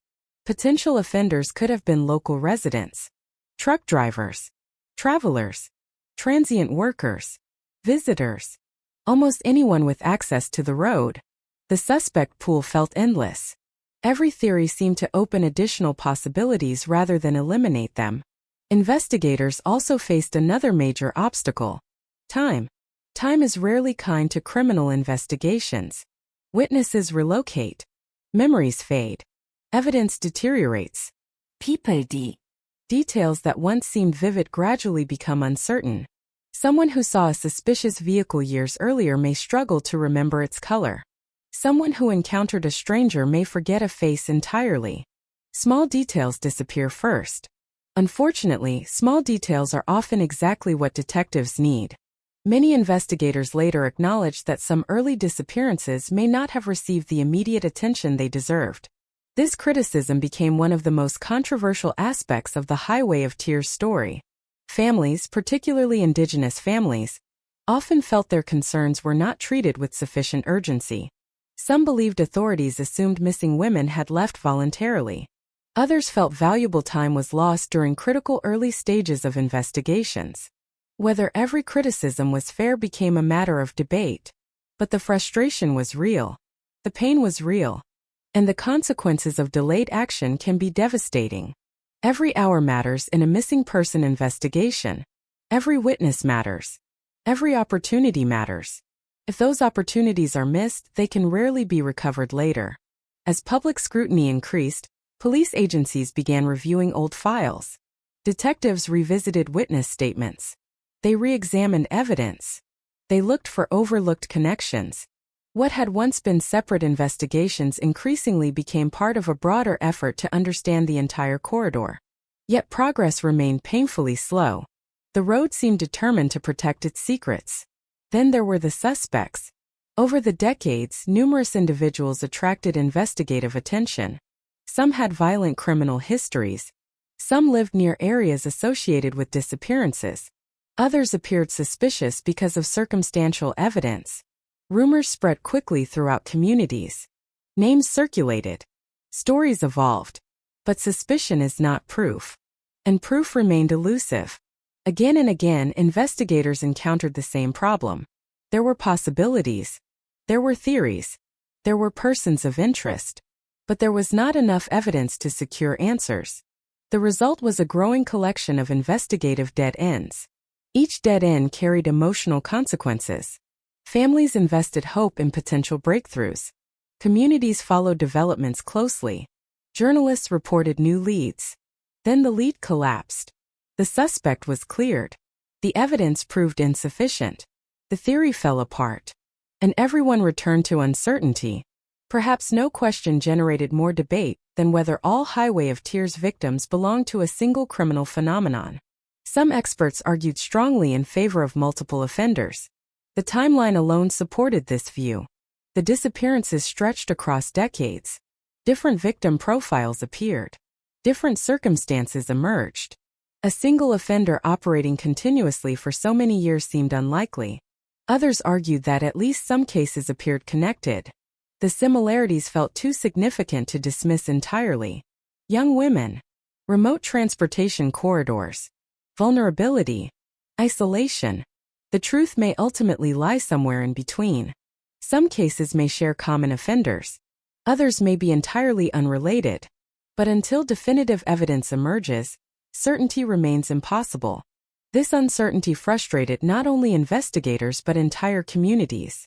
Fear thrives in environments where answers are absent. People began changing routines. Parents worried whenever daughters traveled alone. Friends checked on one another more frequently. Women discussed safe transportation options whenever possible. The highway's reputation continued growing. Not because people knew exactly what was happening. Because they did not. The unknown often creates greater fear than the known. A confirmed threat can be measured. An unidentified threat can be imagined endlessly. The Highway of Tears became exactly that kind of threat. A place where uncertainty lived. A place where rumors flourished. A place where every disappearance reinforced existing fears. Meanwhile, investigators continued chasing fragments. A witness statement here. Possible sighting there. An old report discovered in an archive. A new interview conducted years after the original event. Slowly, painstakingly, they attempted to build connections where none seemed obvious. Some detectives spent years immersed in these files. Reading thousands of pages. Studying maps. Comparing timelines. Searching for patterns hidden beneath decades of chaos. Yet despite enormous effort, the central mystery endured. The suspects remained uncertain. The theories remained contested. The dead ends continued accumulating. And perhaps most frustrating of all, every new question seemed to generate 3 more. Still, investigators refused to stop. Because somewhere within the confusion, they believed an answer existed. Maybe not a complete answer. Maybe not one explanation capable of solving every case. But something. Some overlooked clue. Some forgotten witness. Some piece of evidence waiting to be understood. The challenge was finding it before time erased even more. And as the years passed, an unexpected development began offering new hope. A breakthrough not born from eyewitnesses or confessions. A breakthrough born from science itself. The kind of breakthrough capable of breathing life back into investigations many people believed would never move forward again. For years, the Highway of Tears seemed trapped inside an endless cycle. A disappearance. An investigation. A wave of public attention. Then silence. Families waited. Detectives reviewed old files. Communities mourned. And the mystery remained untouched. The passage of time appeared to favor the unknown offenders. Every year that passed weakened memories, scattered witnesses, and buried evidence beneath additional layers of uncertainty. Many people began to fear that the truth might never emerge. Then science began changing the rules. The breakthrough did not arrive dramatically. There was no sudden confession. No witness running into a police station with a shocking revelation. No secret recording hidden for decades. Instead, the change came from laboratories, from tiny biological traces invisible to the naked eye, from the extraordinary evolution of forensic DNA technology. The late 20th century transformed criminal investigations in ways few people could have imagined. Evidence once considered useless suddenly became valuable. Tiny fragments of biological material could now reveal identities. Old cases that had sat dormant for decades gained new life. Across North America, cold cases started reopening. Victims finally received names. Offenders who believed they had escaped justice found themselves linked to crimes committed years earlier. Hope returned to investigations that once seemed impossible. For families connected to the Highway of Tears, these developments created cautious optimism. Perhaps science could accomplish what traditional investigations could not. Perhaps old evidence still contained answers.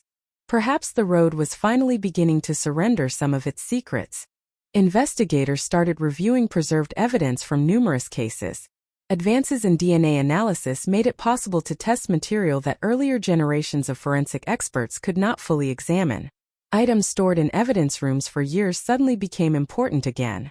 Every box retrieved from storage carried potential. Every sealed envelope represented possibility. Detectives who had spent years staring at dead ends now had new tools available to them. Yet the Highway of Tears remained frustratingly complex. Many cases lacked recoverable evidence. Some victims had never been found. Some crime scenes had deteriorated long before modern forensic techniques existed.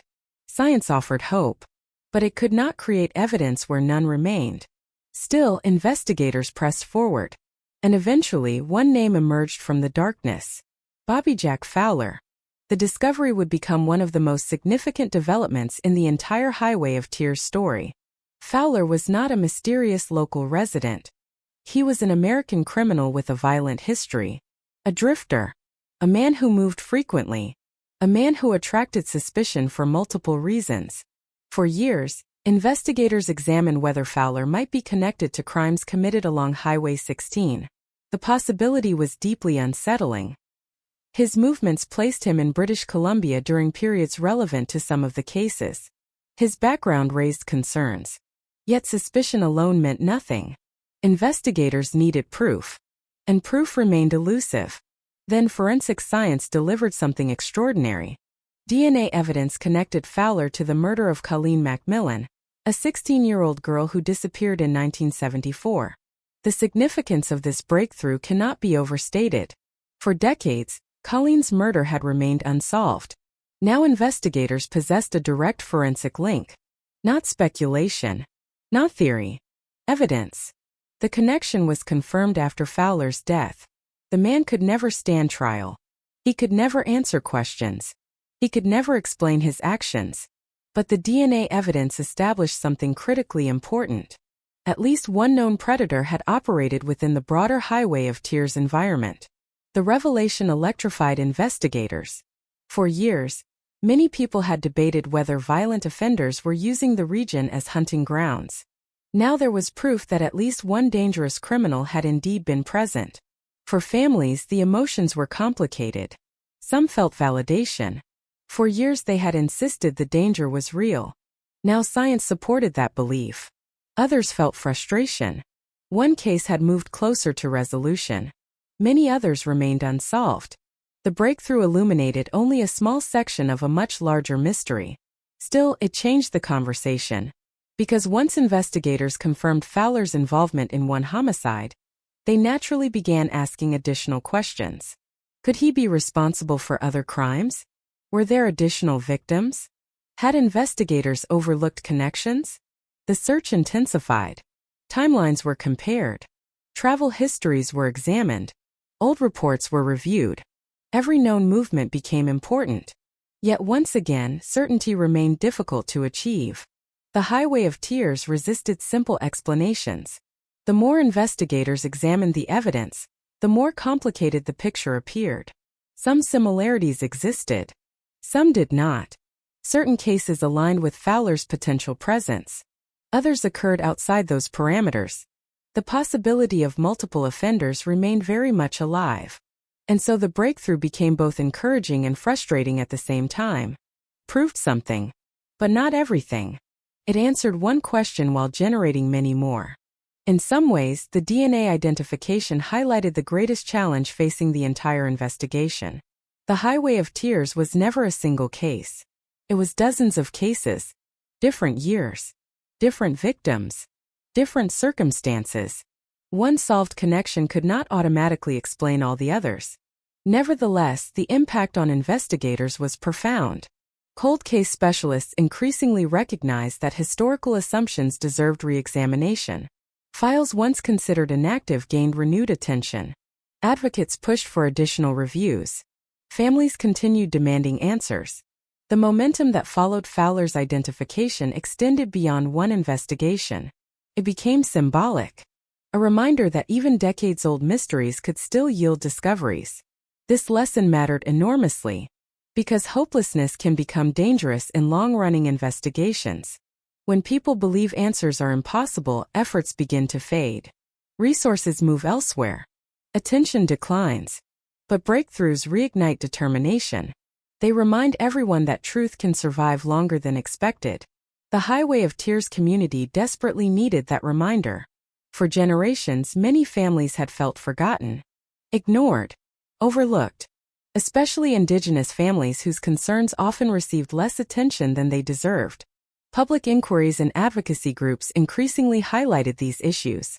Questions expanded beyond individual crimes. People began examining broader systemic failures. Why had so many women been vulnerable? Why were transportation options so limited? Why had warnings not produced faster action? Why had so many families felt unheard? These discussions became part of the broader breakthrough as well. Because solving a mystery is not only about identifying offenders. Sometimes it is also about understanding the conditions that allowed tragedy to flourish. As awareness grew, governments, advocacy organizations, and community leaders faced increasing pressure to respond.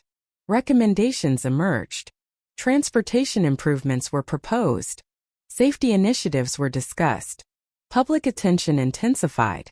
The Highway of Tears was no longer merely a collection of unsolved files hidden in archives. It had become a national conversation, a symbol of unresolved injustice. Yet despite all the attention, despite scientific advances, despite renewed investigations, the central mystery still remained. Most of the victims had not received answers. Most families continued waiting. Most offenders, if offenders existed, remained unidentified. The breakthrough had cracked the door open. It had not fully revealed what lay behind it. And that reality created a strange mixture of hope and sorrow. Hope because progress was finally possible. Sorrow because progress remained incomplete. Investigators knew they were dealing with a puzzle larger than any single suspect. Larger than any single piece of evidence. The Highway of Tears stretched across decades and generations. Its secrets were layered deeply within time itself. Yet for the first time in many years, there was a sense that the darkness might not be impenetrable. That science could continue uncovering truths. That forgotten evidence might still speak. That witnesses who had remained silent could eventually come forward. And perhaps most importantly, that the women whose stories had long been overshadowed by mystery would not be forgotten. The breakthrough involving Bobby Jack Fowler did not solve the Highway of Tears. But it proved something essential. The truth was still out there. Hidden. Fragmented. Incomplete. Yet still waiting to be found. And that realization would eventually lead investigators, families, and advocates toward the next chapter of the story. A chapter centered not only on evidence and suspects, but on accountability, justice, and the difficult question of whether justice can ever truly be achieved when so many answers remain missing. Most true crime stories eventually arrive at a courtroom. The evidence is presented. Witnesses testify. The accused sits before a judge. A verdict is delivered. And while the outcome may not erase grief, it at least provides a sense of conclusion. The Highway of Tears offers something very different. For many of the families connected to this tragedy, there was no dramatic courtroom confrontation. No defendant sitting behind a defense table. No jury listening to weeks of testimony. No final verdict bringing decades of uncertainty to an end. Instead, there was an absence. An absence that followed them year after year. An absence of answers. An absence of accountability. An absence of justice. Yet justice remained the goal. Even when it seemed impossibly distant. Even when the road appeared determined to keep its secrets forever. The closest many families came to a courtroom victory emerged from the case of Colleen McMillan. For decades, her murder remained unsolved. Like so many other victims associated with the broader Highway of Tears narrative, her family waded through years of uncertainty. Investigators searched for answers. Leads appeared and disappeared. The case drifted into cold case status. Then forensic science intervened. DNA evidence linked Bobby Jack Fowler to her murder. The revelation represented one of the most significant developments in the history of the Highway of Tears investigations. Yet it was not the ending anyone had imagined. Fowler was already dead. There would be no arrest. No extradition. No trial. No cross-examination. No sentencing hearing. No opportunity to confront him face to face. The evidence established responsibility. But justice, at least in its traditional legal form, remained incomplete. For families who have lived through unsolved crimes, this distinction matters deeply. Knowing who committed a crime is important. Seeing that person answer for their actions can be equally important. A courtroom provides something unique. It transforms private grief into public acknowledgement. It forces society to recognize what happened. It creates an official record. It allows victims and families to be heard. When that process never occurs, many relatives are left carrying a sense of unfinished business. A story without its final chapter. The Highway of Tears contains countless examples of this frustration. Investigators identified one offender connected to one case. But the overwhelming majority of disappearances remained unresolved. Most families never reached a courtroom.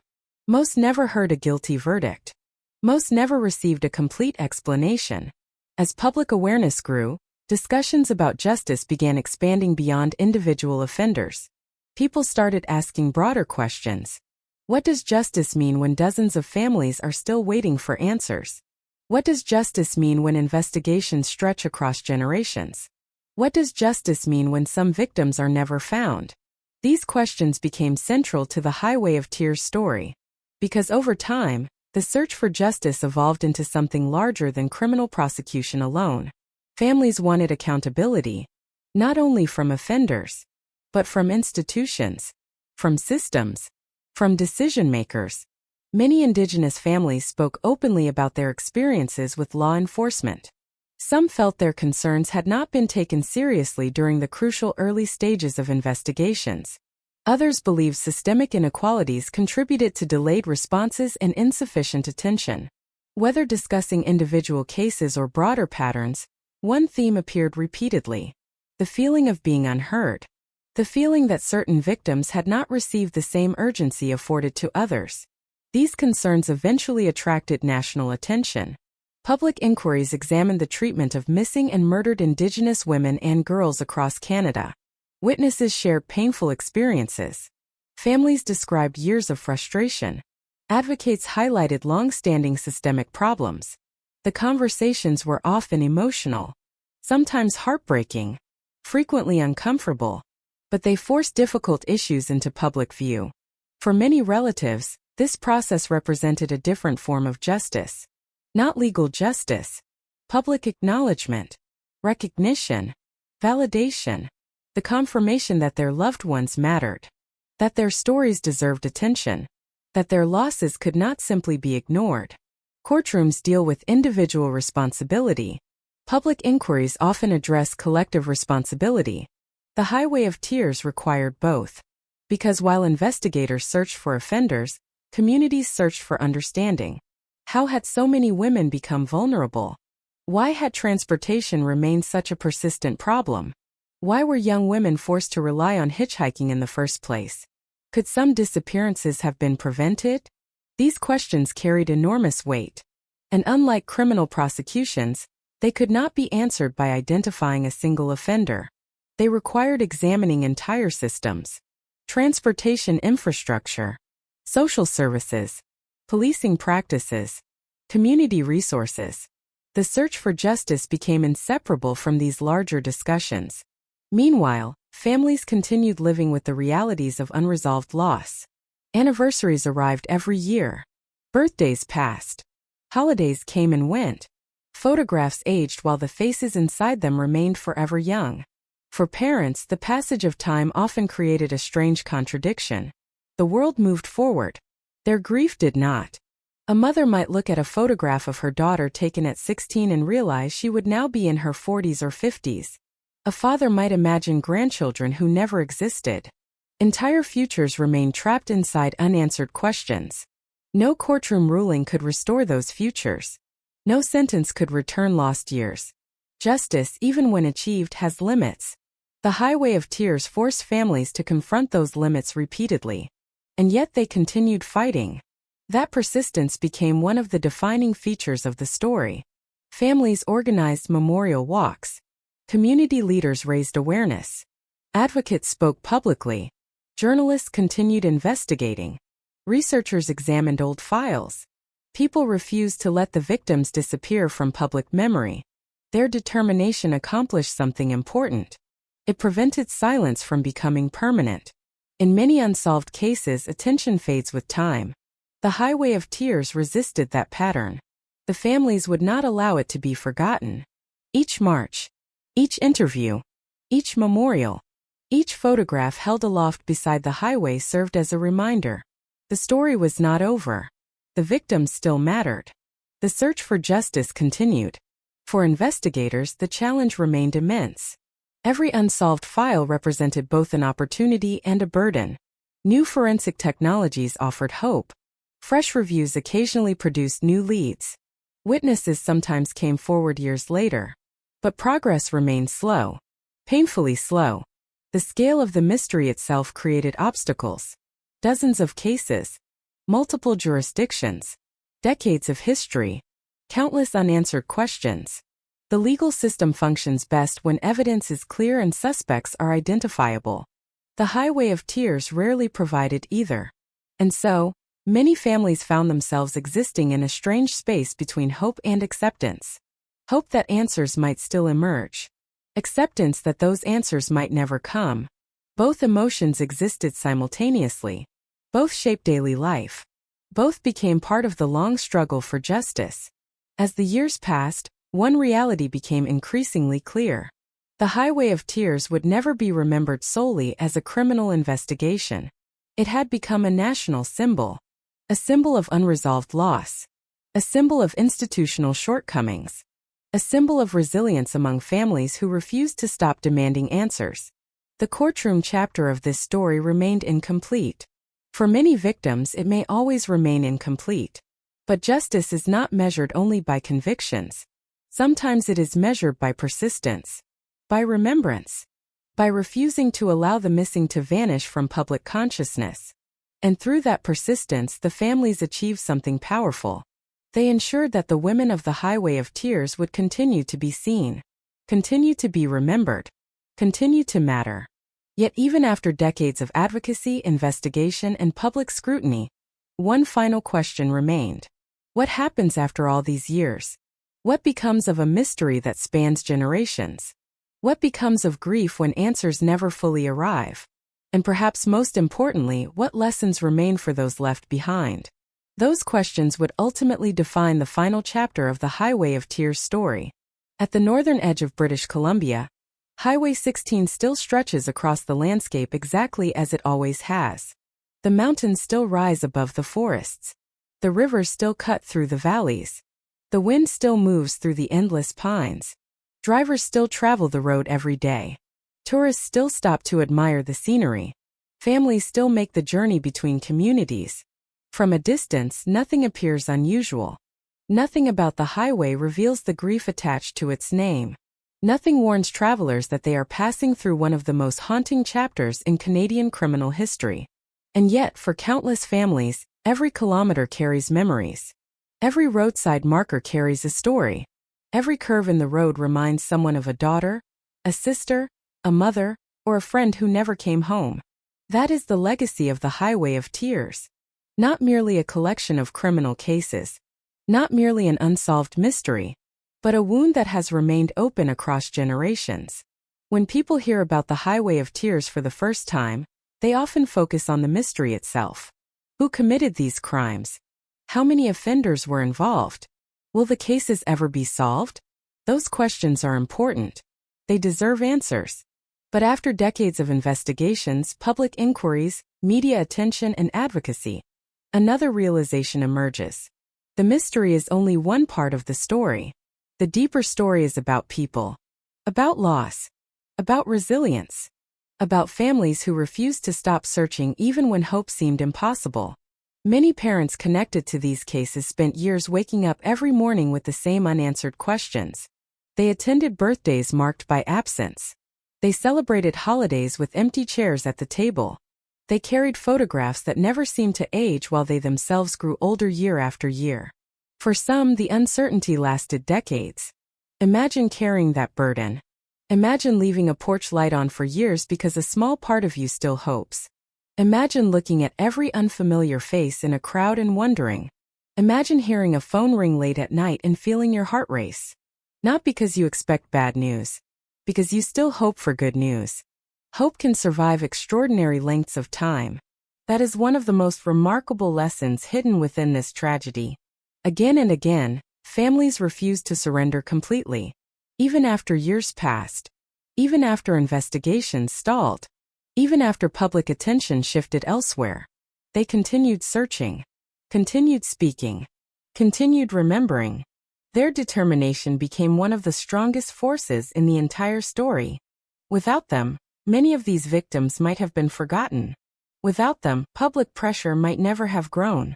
Without them, some investigations might never have been revisited. The families became guardians of memory. And memory became its own form of resistance. Because forgetting is often the final victory of violence. The families refused to allow that victory. The Highway of Tears also forced Canada to confront difficult truths. Some of those truths were uncomfortable. Some were painful. All were necessary. For many years, Indigenous communities warned that women were disappearing. Families raised concerns. Communities demanded attention. Advocates asked difficult questions. Too often, those warnings were not heard with the urgency they deserved. The tragedy exposed vulnerabilities that had existed for decades. Remote communities. Limited transportation options. Social inequalities. Systemic barriers. Conditions that left many women at greater risk. The road itself did not create those problems. It merely exposed them. The Highway of Tears became a mirror reflecting larger issues within society. Issues that could no longer be ignored. Public inquiries and national conversations eventually followed. Recommendations were made. Policies were discussed. Transportation services improved in some areas. Awareness increased dramatically. These developments did not erase the past. They did not solve every case. But they represented progress. And progress matters. Especially when measured against decades of silence. Yet perhaps the most haunting aspect of the Highway of Tears remains the uncertainty.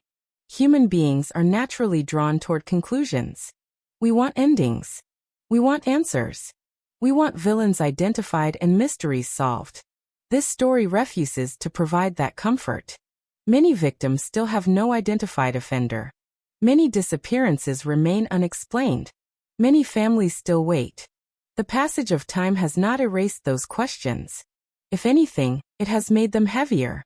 Because every year without answers becomes another reminder of what was lost. Another reminder of opportunities that may never return. Another reminder that justice delayed can sometimes feel indistinguishable from justice denied. And yet, despite all of this, the story is not entirely one of despair. There is also courage. Extraordinary courage. The courage of families who transformed grief into advocacy. The courage of investigators who continued reviewing cold cases long after others had moved on. The courage of journalists who refused to let the story disappear. The courage of community members who organized memorials, searches, and awareness campaigns. The courage of survivors who shared painful experiences in the hope of preventing future tragedies. Those acts matter. They remind us that darkness is never the whole story. Even in the face of unimaginable loss, people continue choosing compassion, continue choosing action, continue choosing hope. Perhaps that is why the Highway of Tears remains so powerful, because it is not simply a story about evil. It is also a story about perseverance. The victims themselves deserve to be remembered not for how their lives ended, but for how they lived. Ramona Wilson was not merely a victim. She was a 16-year-old girl with dreams and relationships and plans for the future. Nicole Hoare was not merely a missing person poster. She was a young woman loved by friends and family. The same is true for every woman connected to this tragedy. Each had a life beyond the headlines. Each had a personality beyond the police reports. Each left behind people who loved them. When we reduce victims to case numbers, we lose something important. We lose their humanity. The families have spent decades fighting against that loss. They want the world to remember names, faces, stories, not statistics. And perhaps that is the most meaningful lesson of all. The Highway of Tears is often described as one of Canada's greatest criminal mysteries. That description is accurate. But it is incomplete. Because beneath the mystery lies something far more profound. A reminder that every missing person case begins with a human being. A reminder that every unsolved file represents a family waiting for answers. A reminder that indifference can be as dangerous as violence. A reminder that some voices are too easily ignored. And a reminder that justice is not simply about punishment. Justice is also about listening, remembering, acknowledging, refusing to look away. Today, as vehicles continue moving along Highway 16, the road remains unchanged. The forests still stand. The mountains still watch silently from the horizon. The long stretches of pavement continue disappearing into the distance. But the people who know this story see something more. They see the photographs carried during memorial walks. They see the missing person posters. They see the candles lit at vigils. They see the families who continue searching. And they hear the unanswered questions that still echo across the wilderness. Who was responsible? How many victims are there truly? How many secrets remain hidden? Perhaps one day new evidence will emerge. Perhaps advances in forensic science will unlock answers that seem impossible today. Perhaps witnesses will finally speak. Perhaps some families will receive the truth they have waited decades to hear. That possibility remains alive. Until then, the Highway of Tears endures as both a mystery and a warning. A mystery because so many answers remain hidden. A warning because every unresolved tragedy teaches a lesson about what happens when vulnerability, isolation, and neglect intersect. The women of the Highway of Tears should never be remembered solely for the darkness that surrounded their disappearances. They should be remembered because they mattered. Because they were loved. Because their absence changed lives forever. And because the search for truth, no matter how long it takes, is ultimately a way of honoring the lives that were taken far too soon. The road continues into the distance. The questions remain. But so does the determination to find answers. And as long as that determination survives, the stories of the women of the Highway of Tears will never truly disappear. Nearly every unsolved mystery leaves behind two separate timelines. The first is the timeline of the crime itself. The day someone disappeared. The hours investigators tried to reconstruct. The evidence collected. The witnesses interviewed. The leads pursued. The second timeline begins afterward. It is quieter. Longer. Often more painful. It is the timeline of the people left behind. For the families connected to the Highway of Tears, that second timeline has now lasted far longer than the first. Some parents have spent more years searching for answers than they spent raising their daughters. Some siblings have grown from children into grandparents while carrying the same unanswered questions. Entire generations have lived beneath the shadow of disappearances that remain unresolved. And perhaps that is what makes the Highway of Tears different from so many other criminal cases. The tragedy did not end when the victims vanished. The tragedy continued. Year after year. Decade after decade. Across communities scattered throughout northern British Columbia. Across Indigenous nations. Across families who never received the opportunity to move forward in the way society often expects grieving people to do. Because grief attached to uncertainty behaves differently. A confirmed death creates one kind of pain. A disappearance creates another. When a loved one disappears, the mind keeps searching. Every possibility remains alive. Every rumor demands attention. Every reported sighting creates hope. Every unidentified body discovered somewhere in Canada forces families to ask the same terrible question. Could it be her? The question returns again and again. Month after month. Year after year. For many families associated with the Highway of Tears, this became part of everyday life. A newspaper article could reopen old wounds. A television report could reignite hope. A phone call from investigators could suddenly transport someone back 20 years. The past never truly stayed in the past. It remained present, waiting, lingering, refusing to disappear. In many communities along Highway 16, memory became woven into the landscape itself. Certain stretches of road acquired emotional weight. People remembered where someone had last been seen. They remembered where search teams gathered. They remembered where remains had been discovered. Locations became landmarks of grief. A traveler passing through the region might see only forests and mountains. Local families often saw something entirely different. They saw stories, names, faces, moments frozen in time. The road became more than a highway. It became a living archive of loss. Yet alongside that loss emerged something remarkable. Solidarity. Families who had never met one another began forming connections. Parents understood the pain carried by other parents. Siblings understood one another's frustration. Communities united around shared experiences. In many ways, the Highway of Tears created an extended family of survivors. People connected not by blood, but by grief, by determination, by the refusal to stop asking questions. This solidarity transformed individual tragedies into a broader movement. Advocates emerged. Community leaders spoke publicly. Researchers dedicated years to examining the cases. Journalists continued investigating long after public attention might otherwise have faded. Together, they ensured that the women of the Highway of Tears would not be forgotten. For younger generations, these efforts carried particular importance. Many children born long after some of the original disappearances grew up hearing the stories. They learned the names. They learned the history.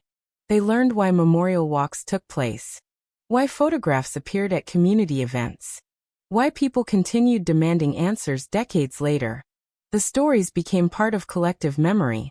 A warning. A lesson. A responsibility. And perhaps that is one of the most powerful aspects of remembrance. It keeps victims present in the world. Not physically, but emotionally, historically, humanly. There is often a temptation to view unsolved crimes only through the lens of mystery. People become fascinated by suspects, theories, evidence, possible solutions. The Highway of Tears certainly contains all those elements. But focusing exclusively on them risks overlooking something essential. The victims were not characters in a mystery. They were real people. Real young women. Many of whom had dreams that never had the chance to become reality. Some wanted careers. Some wanted families. Some hoped to travel. Some hoped to continue their education. The details varied. The potential was always there. Every disappearance represented not only a life lost but a future erased. A future that can never be measured. How do you calculate the value of experiences that never happened? The children never born. The friendships never formed.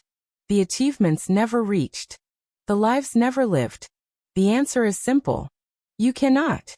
And that reality sits at the heart of every unsolved case associated with the Highway of Tears.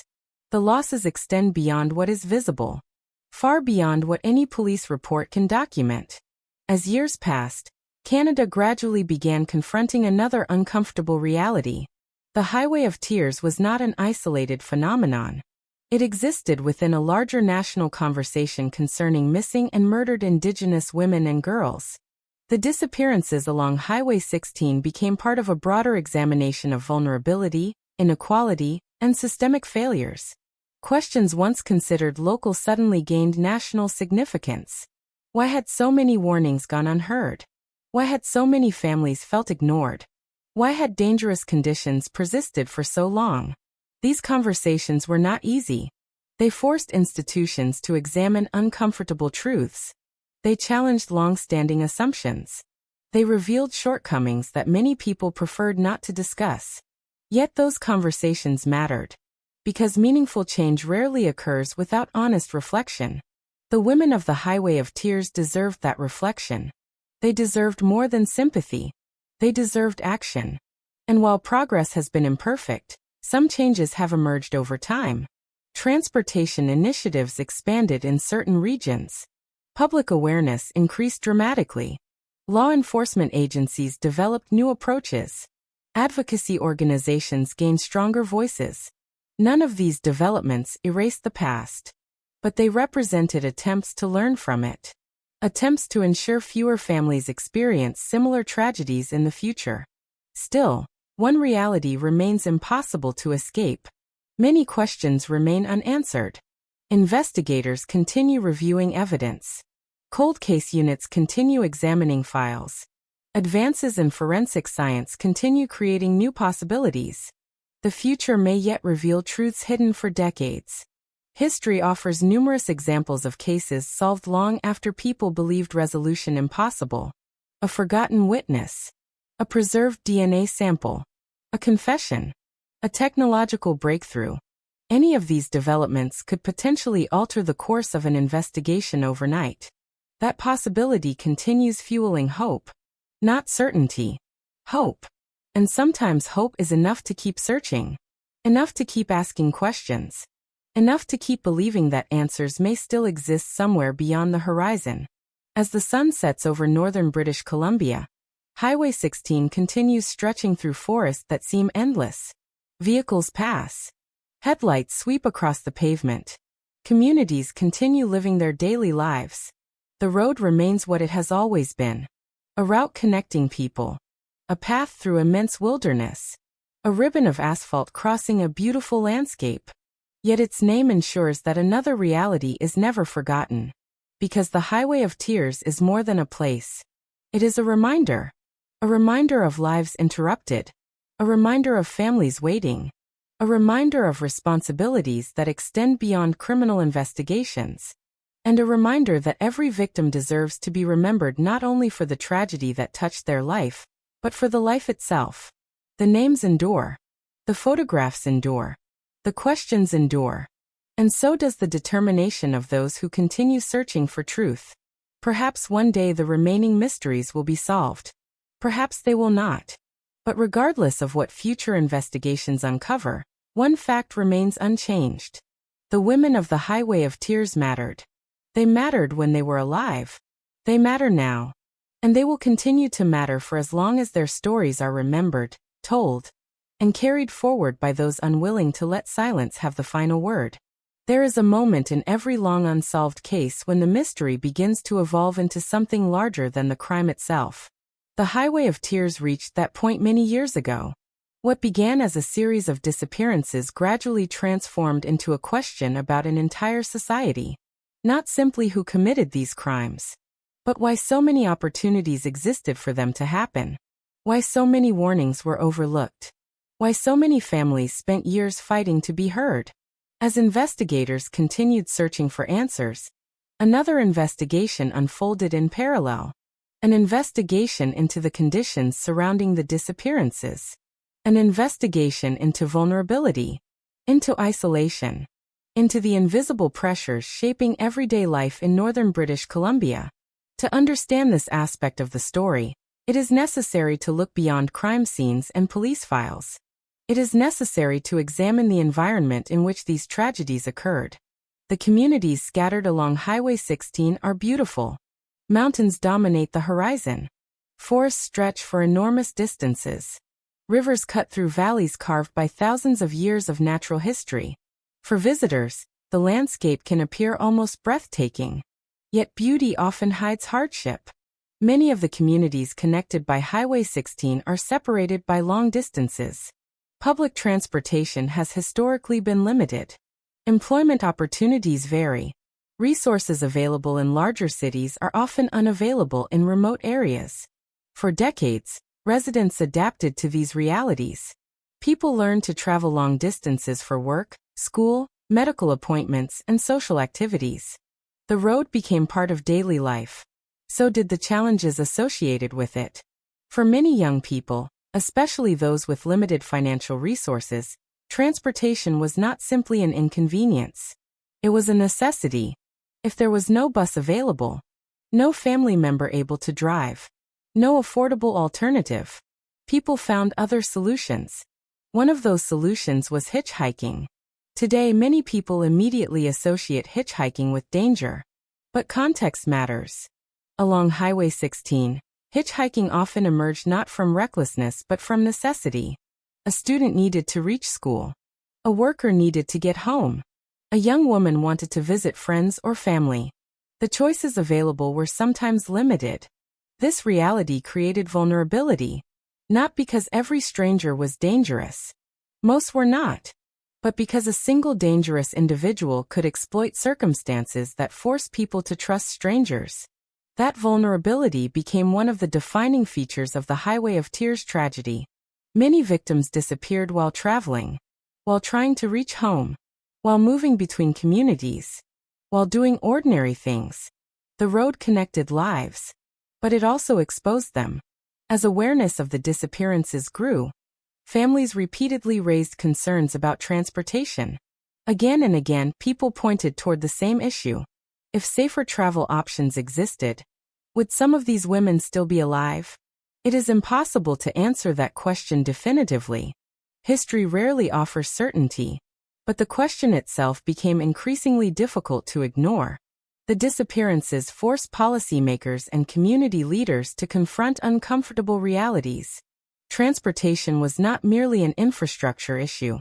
It was a safety issue, a human issue, a matter of life and death. At the same time, another discussion was unfolding, one centered on Indigenous women. Many of the victims associated with the Highway of Tears were Indigenous. This fact carried profound significance. Families and advocates argued that the disappearances reflected broader patterns extending far beyond a single highway. Patterns involving inequality, marginalization, and systemic neglect. For years, Indigenous communities had warned about violence affecting women and girls. Too often, those warnings received insufficient attention. The Highway of Tears became impossible to ignore because the numbers kept growing. The stories kept accumulating. The grief became impossible to hide. Each new disappearance reinforced concerns already being voiced throughout Indigenous communities across Canada. The result was a gradual shift in public understanding. People began recognizing that these cases were not isolated incidents. They formed part of a larger national crisis, one involving missing and murdered Indigenous women and girls. The conversations that followed were often difficult. Painful truths rarely emerge comfortably. Families described experiences that left audiences stunned. Parents spoke about reporting disappearances and feeling dismissed. Relatives described years spent searching independently. Advocates pointed toward patterns that seemed impossible to explain through coincidence alone. These testimonies transformed public perception. The victims were no longer viewed solely through the lens of individual criminal investigations. Their stories became evidence of larger failures. Failures requiring acknowledgement. Failures requiring action. And while those conversations unfolded publicly, another struggle continued privately inside homes throughout the region. The struggle to preserve memory. One of the most devastating aspects of long unsolved cases is the fear of forgetting. Families worry that the world will move on, that people will stop asking questions, that names will slowly disappear from public consciousness. Many relatives responded by becoming storytellers, guardians of memory. They collected photographs, shared stories, organized events, participated in interviews. They ensured the women remained visible, not as symbols, not as statistics, as human beings. This effort became increasingly important as years turned into decades. Children who had never met some of the victims learned their names. Community members attended memorial walks honoring women they had never known personally. Entire generations inherited responsibility for remembering. Memory became an act of resistance, an act of love, an act of justice. Because remembering someone is a way of refusing to let violence define them completely. The Highway of Tears also revealed something profound about resilience. Resilience is often misunderstood. People imagine resilience as strength without pain, strength without vulnerability, strength without grief. Reality looks different. True resilience often exists alongside heartbreak, alongside exhaustion, alongside uncertainty. The families connected to these cases demonstrated that reality repeatedly. Many spent decades carrying burdens that would overwhelm most people. Yet they continued speaking, continued searching, continued advocating. Not because the burden became lighter, because they believed their loved ones deserved nothing less. That belief changed the course of the story. Without the families, public attention might have faded long ago. Without the families, policymakers might have ignored the issue. Without the families, some investigations might never have received renewed scrutiny. The determination of ordinary people became one of the most powerful forces driving the search for answers. Even today, that determination remains visible. Memorials continue. Community events continue. Advocacy continues. The road itself has become a symbol recognized throughout Canada. Not because of its geography, because of the stories attached to it.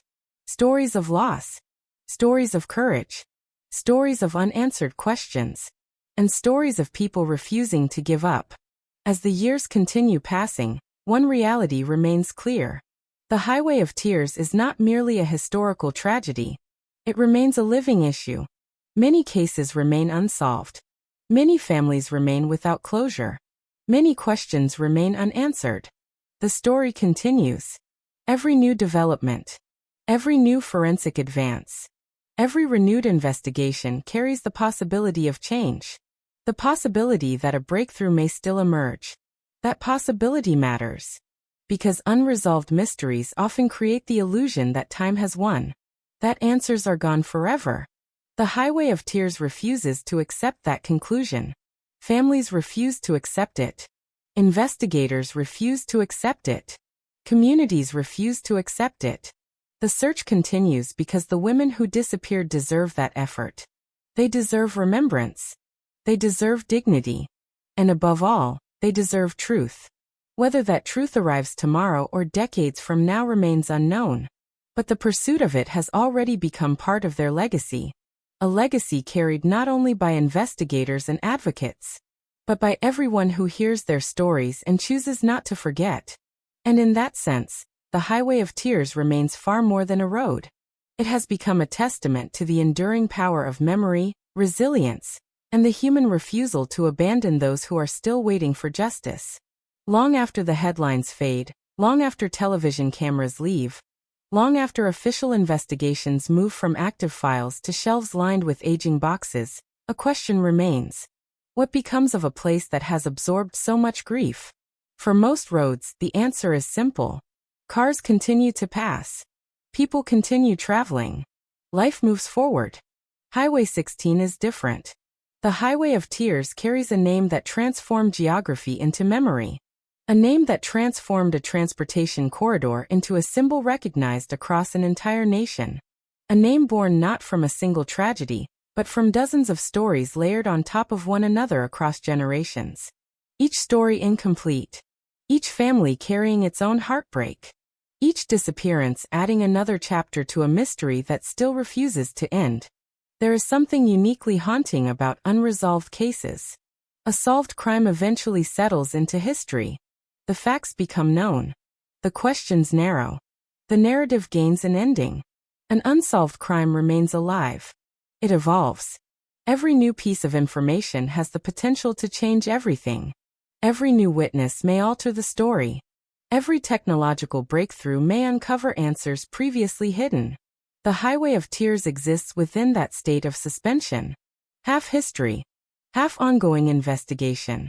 Its past is never entirely separate from its present.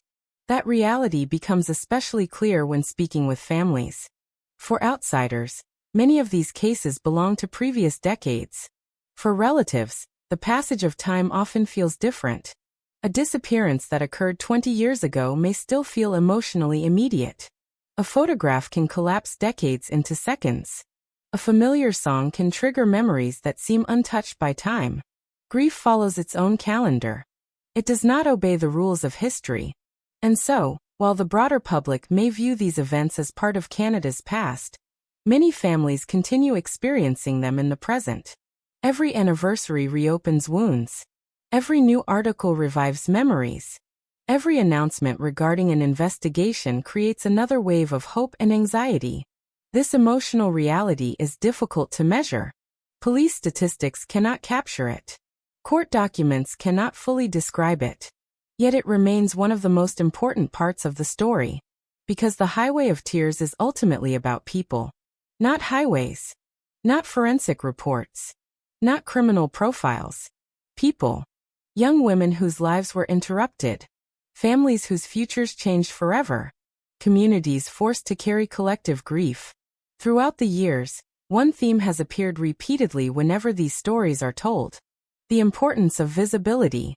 Many advocates have argued that one reason the Highway of Tears became so significant nationally is because people refused to allow the victims to disappear from public consciousness. Photographs appeared on posters. Names appeared during memorial marches. Stories were shared through documentaries, books, news reports, and community gatherings. Visibility became a form of protection against forgetting. And forgetting was always the greatest fear. Because unsolved cases face a unique danger. Without constant attention, they risk becoming invisible. Files gather dust. Public interest fades. Resources shift elsewhere. Families are left carrying the burden alone. The communities connected to the Highway of Tears fought against that outcome. Again and again, they brought attention back to the victims. Again and again, they reminded the country that the story remained unfinished. That persistence changed Canada. Not overnight. Not perfectly. But undeniably. Conversations that once occurred only within affected communities gradually reached national audiences. The experiences of Indigenous women received greater attention. Questions regarding transportation, safety, policing, and systemic inequalities became part of public debate. National inquiries examined issues that had been overlooked for far too long. The road itself became a catalyst for broader awareness. That awareness does not erase tragedy. It cannot return the missing. It cannot reverse history. But it can influence the future. And perhaps that is one of the few forms of meaning that can emerge from immense loss. The possibility that lessons learned may help prevent future harm. The possibility that awareness may create change. The possibility that stories shared today may protect someone tomorrow. Still, the central mystery remains. How many victims are truly connected to the Highway of Tears? How many offenders were involved? How many answers remain hidden somewhere within forgotten evidence, fading memories, or undiscovered clues? No one knows. Even experts disagree. Some investigators believe multiple offenders operated across the decades. Others suspect certain cases may share common perpetrators. The complexity of the region, the length of the timeline, and the variety of circumstances make definitive conclusions difficult. This uncertainty frustrates everyone involved. Families, investigators, journalists, researchers. Yet uncertainty also serves as a reminder that the story is not finished, that the final chapter has not yet been written. In recent years, advances in forensic science have continued offering new possibilities. DNA analysis has become increasingly sophisticated. Investigative techniques continue evolving. Cold case units now possess tools unimaginable to earlier generations. Cases once considered unsolvable have been resolved elsewhere through methods that did not exist when the crimes occurred. These developments provide cautious hope. Not certainty. Hope. Hope that evidence preserved decades ago may still speak. Hope that future technologies may reveal truths currently hidden. Hope that answers remain possible. And hope matters. For families, hope is often what allows the search to continue. Without it, the weight of uncertainty can become overwhelming. Perhaps that is why The Highway of Tears remains such a powerful story. Not because it offers easy answers. Because it does not. Not because justice has been fully achieved. Because it has not. The story endures because it reflects something deeply human. The refusal to stop searching. The refusal to stop remembering. The refusal to stop caring. These qualities appear again and again throughout every chapter of The Highway of Tears. In mothers who continue speaking publicly after decades of grief. In investigators who revisit old files searching for overlooked clues. In community members who organize memorial walks year after year. In journalists who continue asking difficult questions. In young people who inherit responsibility for preserving memory. The search for truth becomes a shared responsibility. A responsibility carried across generations. As the years move forward, the landscape remains unchanged.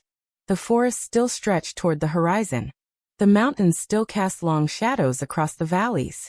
Snow still falls during winter. Rain still sweeps across the highway. Nature continues its ancient rhythms. Yet beneath that apparent permanence lies another reality. The stories endure. Every victim left a mark. Every family altered the history of the region. Every unanswered question continues echoing through the communities connected by the road. That is why The Highway of Tears cannot be understood solely as a criminal mystery. It is also a story about resilience, about remembrance, about advocacy, about ordinary people confronting extraordinary loss and refusing to surrender to silence. The women connected to this story deserve to be remembered for more than the circumstances of their disappearances. They deserve to be remembered as daughters, sisters, friends, students, mothers, dreamers, human beings whose lives extended far beyond the tragedies that later defined public perceptions of them. Their stories matter because their lives mattered. That simple truth often becomes lost within discussions of investigations and suspects. But it remains the most important truth of all. The Highway of Tears continues stretching across northern British Columbia. Vehicles continue moving along its pavement. Travelers continue passing through landscapes of remarkable beauty. And somewhere among those forests, rivers, and mountains remain questions that have not yet been answered. Perhaps one day they will be. Perhaps future investigators will uncover evidence capable of revealing what has remained hidden for so long. Until that day arrives, the responsibility remains the same. Remember the names. Remember the stories. Remember the families who continue waiting. And remember that behind every unsolved mystery stands a human life deserving of dignity, truth, and justice. The road continues forward. So does the search. And as long as that search continues, the voices of the women of the Highway of Tears will never truly fade into silence.